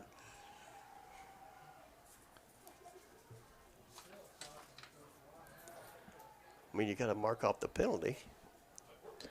Well, that's you would think. Yeah, they haven't done that yet. Now what are we going to do? They're still talking to the coaches here. I think maybe they realized that it blocked the kick. Yeah. Yeah. See, now they're waving off the flag. Just like the other one should have been. Never mind. All right, 30-12 is what it's going to be. So we're going to leave it at that. We're going to leave it alone. Yeah. We're going to leave it at that. Yeah. On an 11-yard touchdown pass from Connell to Campbell. That's 2 touchdown passes tonight. And the PAT is blocked. And we're going to leave it at that. Yeah. And so Tigers have an 18-point lead. So it takes more than 2 scores and a field goal unless you get the 2-point conversion on both. Again, there's so many ways you can score and 3:10 left. But they're going to have to do it in a hurry. They're going to have to do it in a hurry. In a hurry. That's right. They are. They're going to have 3 possessions. And no matter what it is, Rick, it's they have 3 to have, possessions. Yeah, they have to have 3 possessions. You're exactly right. All right. So that's, I guess we finally have figured it all out, and then we have a bear running on the wrong side of the field. Oh, you want me to go down here? Yeah. Okay. You should go on your side. Yes. You can stay on that side if you want to. Well, that's McDonald. He's been out there enough. Maybe he's got confused. Yeah. So Gover will kick it off. Ferguson has brought back a lot of these. And the kickoff again will come down the middle of the field, take a big hop, and it's going to be brought back by Ferguson. And Ferguson is going to go down right around that 33, 34-yard line. Okay. Well, I will say the special teams, Rick, have looked a lot better tonight. Yeah. Looked like there was a lot more pursuit, as far as to the carrier than what we had been seeing, Stan. It looked like there was, there was quite a few Salem Tigers on that particular kickoff right there. That there were several guys in there to make the tackle. All right, so Rothermick and company have 3 timeouts to work with. And he will come in. Ferguson will probably be in the backfield or in a slot. I'm not sure where he'll be. True. McDonald's going to be in the backfield. They're going to move Ferguson up in a slot along with Smith. They got Kohler wide to the left. Back to throw Rothermick out to Ferguson. We got 2 holes and neither one were called. Neither one of them was called. And a gain of 2. Okay. How did 2 Salem guys get taken down in front of 2 officials and not one and flag not goes one down? flag. That's pretty amazing. Yeah. Anyway, gain of 2. Got it. Give credit to those players. They got back up and got in on the tackle. True. Yeah, they didn't give up, did they? No. Yeah. So even though But they were hooked down, they were able to get back into play. And Willow's not in any big hurry here, Rick, and that's fine. 2.5 to go, and the play clock just keeps on going. Ticking. This will be Salem's first win for Coach Barnes. Yep. First SCA win. And comes at a good time at home on homecoming before senior night next week with Mountain Grove coming to town. But they got to hold on to it. And then flags go down as I believe delay a game, Rick. Yep. Nope. Procedure. I think we had 2 guys in motion at the same time, too. Well, I mean, we could have went either way. Clock went out. Yeah. Yeah, I was looking at you. I was like the same thing as you did as the clock. And then I seen 2 guys in motion. I thought, uh-oh. So 44 yards of penalties now for the Bears on 5 penalties. When the clock is down at 2:09, and for a team that you would think is trying to hurry up, they're not hurrying up. No. They're going up there and letting the play clock go all the way down. Yeah. All right. 2-by-2 on the pattern here. In motion comes Ferguson. Back is Rothermick. Rothermick may want to run here. He's got a lot of room. Takes it himself, cuts across the 40, and he'll be short of the first down with a gain of about 10, but he needed 12. And so he'll get out to the 41 to bring up 3rd and 2 with 1:35 left to go. No huddle here, Rick. Nope. Got to speed up now. But they're waiting on the coach to give him the play yet. Yeah, he's giving it. That's taking 10 seconds. 3rd and 2. Rothermick's going to take it himself, and he's not going to make it. He's hauled down by the Salem Tigers. Travis Fulton in the backfield for a loss of about 3. Yep. And the clock continues to run down to 1:08 left. They aren't burning any timeouts. 4th down. It'll bring up 4th down and still 5 with just one. We're going to call timeout. And now they are going to call timeout with just 1:02 left to go in the 4th quarter. 30-12, Salem on top. We'll come back in 30 seconds. This is Tiger Football on KSMO Media. Tax season is still a while away, but it's never too early to start tax planning and tax consultation. Let Jackie or Beth at Taxmasters help you start preparing for the upcoming tax year. They also have over 30 years of accounting and payroll experience. Stop by and see Jackie and Beth at Taxmasters today, located at 510 North Main Street in Salem, or call 729-3001.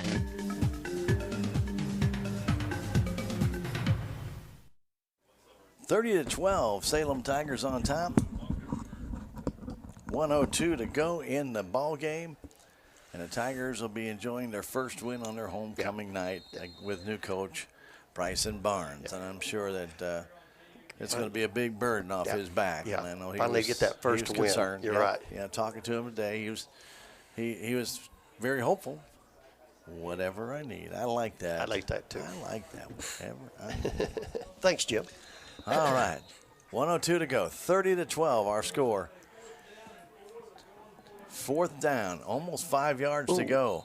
Little movement there. That's going to cost him, I think, 5 more. It's a little quick, wasn't they? Oh, yeah. There's 5 more yards. 5 more yards and add on to that 44-yard total. 49 yards now in penalty yardage for Willow Springs. And this game was close. Yeah, it was. In that first half. Tigers watched the Bears come back and get a touchdown on their first drive. Tigers responded with a touchdown on their drive to keep that 12-point separation. But how big was that touchdown, Rick, at the end of the first half? Yeah, true. Back is Rothermick with under a minute to go now. Fires that across. It's caught. And here's Ferguson trying to spin away, and he doesn't. Well, he's very close. I didn't say he doesn't get it. He's very close to getting it. But I think he's a little shy from the one spot. Well, they might just give it to him. They're going to give it to him? Okay. Well, if not, they're letting Willow Springs line up. I thought he was a little shy. They could have asked for a measurement, but 40 seconds to go. Bill Peach rule. Yeah, close enough. Yep. That's within a yard. Touch. First down. Rothermick fires it out, getting it there to Kohler. Kohler down the sideline, gets pushed out of bounds at the 47-yard line, a gain of 5. 30 seconds left to go in the game.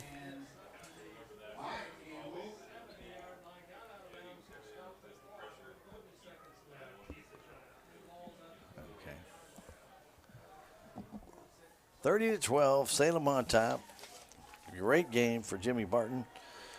And also a pretty good game for Garrett Connell. Both really have to.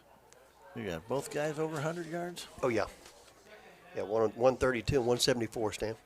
Good. Second down. We're going to call it 6. Rothermick throws it out to Kohler. Again down the sideline. He'll step out of bounds.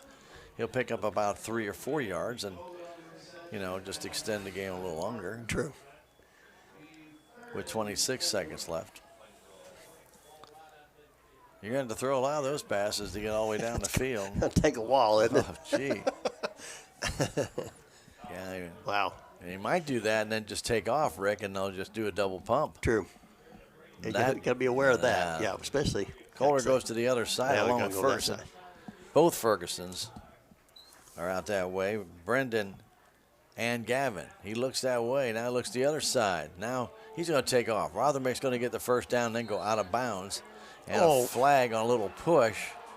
Wow. And that's pretty whippy wow. call. Yeah. 7-yard gain and a first down with 19 seconds left. Wow. And then a little push out there by the Tigers. Wyatt Campbell, and they call a penalty for unnecessary roughness, I'm sure. Personal foul. Yeah, Salem. Unnecessary roughness. Wow. So 15 yards. That doubles the Salem Tigers penalty yardage. They've kept their penalties down. We'll put the ball on the 28, Stan. But it already was a first down for the Bears, so they don't get an additional one. True. And 19 seconds to go. Ball at the 28. 30-12. Salem will go to 1-4 on the year. I'm sorry. Yeah, 1-4. And the Bears will go to 1-5. Rothermick wants to throw. Looking, fires that ball deep down the middle, and the ball is tipped and knocked away. Knocked away. Good job. Boy, he got hit. Yeah, he did. Wow. That was intended for Brendan Ferguson. Tigers defended well. They Getting did. back there. A couple guys back there. Josh Owen back there. Yeah. And I believe Campbell's one knocked it away. Woo. 12 seconds left. Second down, 10 from the 28 for the Bears. And this is just a matter of playing out the string. True.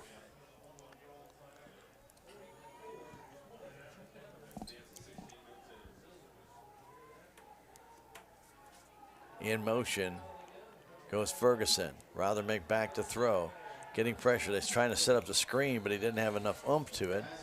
And with 8 seconds left, it'll bring up 3rd and 10. He was trying to get that to Ferguson on the other side, Gavin Ferguson, to try and set up a screen, but Rothermick backing up doesn't have that kind of arm strength, and ball's about 4 yards short. Big number 70, Cole, Stan, had to put the pressure on him, had to make him get rid of that ball. Make him throw or go. You You, know? you better do something because I'm going to hit you if you don't. I'm going to welcome you at the end of the game. Yeah, exactly. 3rd down and 10. Again, 4 receivers in the pattern. Rothermick back. This may be the last play of the game. He's going to go deep. Intended for Kohler. Kohler's there and knocked away by the Salem Tiger defense with 1 Are you kidding? second left. Are you kidding me? Tate and Barton knocked it away, Rick. Should never happen. No, I know. You're not running the clock. This would have been over a half We hour were ago. No, I know that. Yeah. Yeah. It would have ticked down, wouldn't it? It would have. No matter You what. watch it, yeah. 1 second left. 4th down. Yeah. Oh, yeah. I remember those extra seconds that would tick off there a little bit. You bet. Last play of the game, unless there's a defensive penalty. Right. 4th and 10. Rothermick again will try and heave one downfield. What's he got to lose, right? Pass is almost picked off by the Tigers. Knocked away there by number 26, Wyatt Campbell, and that's it. Salem Tigers get their first win of the year as they beat the Willow Springs Bears 30-12. And boy, they got that score off the clock fast. Rick, usually on the win. Golly. They leave it up. Yeah, you're supposed to leave it up for a little bit. It's homecoming, It's- man. Anyway, 30-12, the Tigers beat the Bears, and we're going to come back in 3 minutes and give you the stats and wrap this one up. This is Tiger Football on KSMO Media. Color the flowers. That's just The whole place is amazing. I love it. Sophia. Whatever happens, we're here to protect you. Thank you.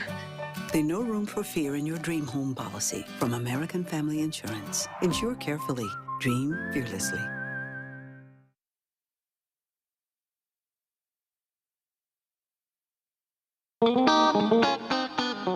Terrell Complete Auto Care is a full-service auto repair center in Salem.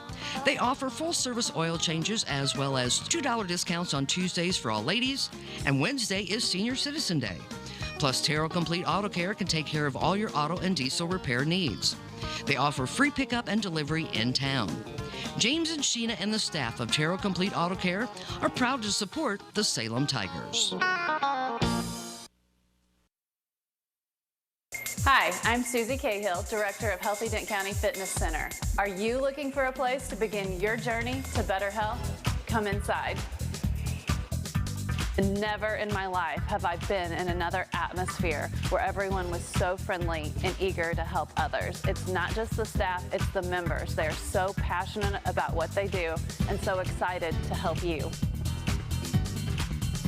If you're ready to begin your journey to better health, come by and see us. This is Mike Elliott from Town & Country Insurance. As an independent agent, we shop many different companies, allowing us to find the best value for our clients. Town & Country Insurance has been serving South Central Missouri since 1963. We have offices in Salem, Rolla, Licking, and Mountain Grove, and would welcome an opportunity to show you what we can do for you. Stop by 400 West Scenic Rivers Boulevard, located inside the Town & Country Bank, or you can call our office at 729-6624. Southtown Furniture. Southtown, where the bargains are. We've got everything from furniture to appliances. Quality floor covering. We won't be undersold, you'll see. To you, that is our guarantee. Southtown Furniture, where the bargains are.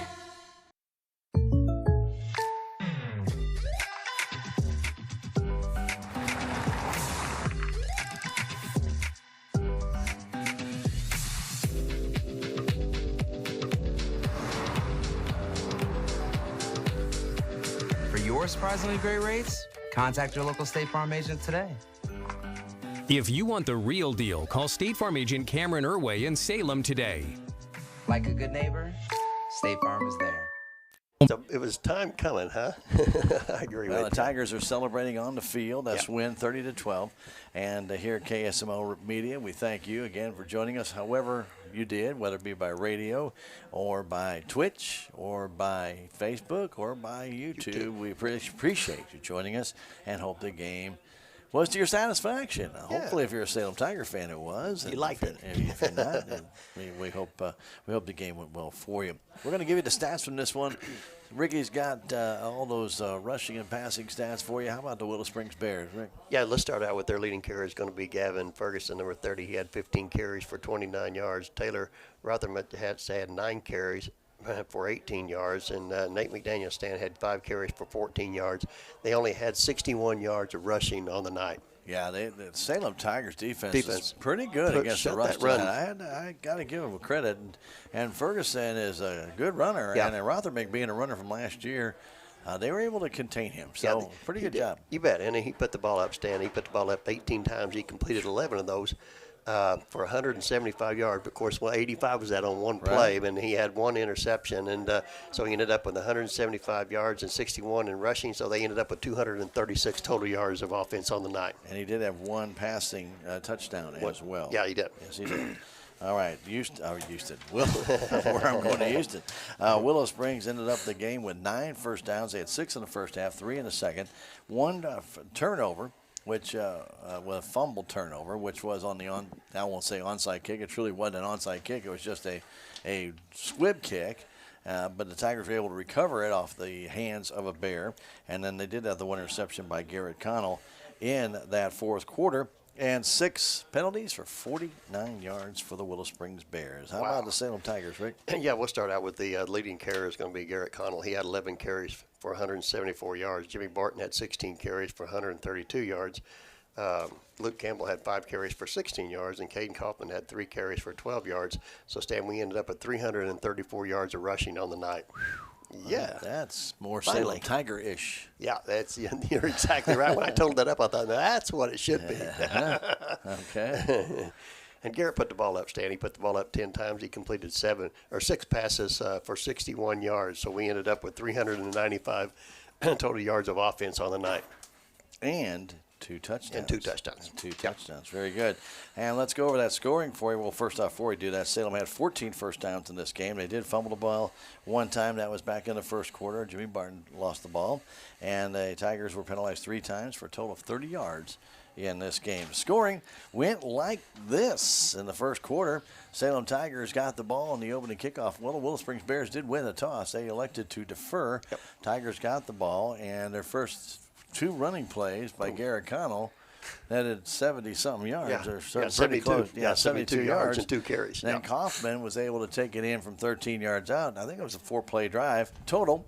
And on an inside handoff, which we don't see the Salem Tigers do very often, they did it a couple times this game. Wasn't successful, I know, the second time, but it was the first time. And Kaufman went in for 13 yards out. The point after was missed, and it was 6-0.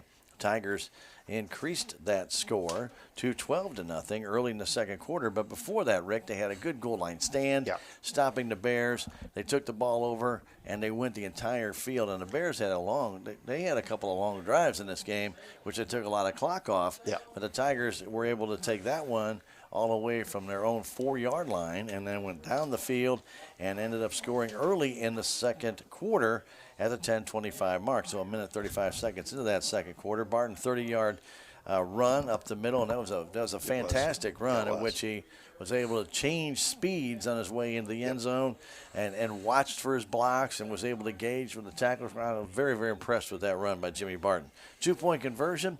No good, 12-0 Salem, but the Bears did come back, and with 2:04 remaining in this first half, Kohler received a 4-yard pass from Rothenbeck, and I'll give the Bears credit. Another long drive they had, and they took about 8 minutes off the clock. They had some pretty good drives here tonight too, Stan. They did, with Salem scoring at the 10:25 or 10:05 mark left to go in the second quarter. The Bears scored with 2:04, so that's basically an 8-minute drive.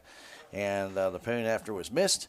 And at that time, it was 12-6. But the Tigers, who they have watched other teams do to them before halftime, were able to come back. And right before the halftime, turned it around. We're able to get a couple of big runs by Connell, a 25-yard run when they got the ball to the 50. 3rd down and 10, the pass completed for 10 yards to Gover, and I mean just at 10 yards, just enough to get it. Of course, if they're playing by the Bill Peach rule, 9.5. That's close to 10 yards.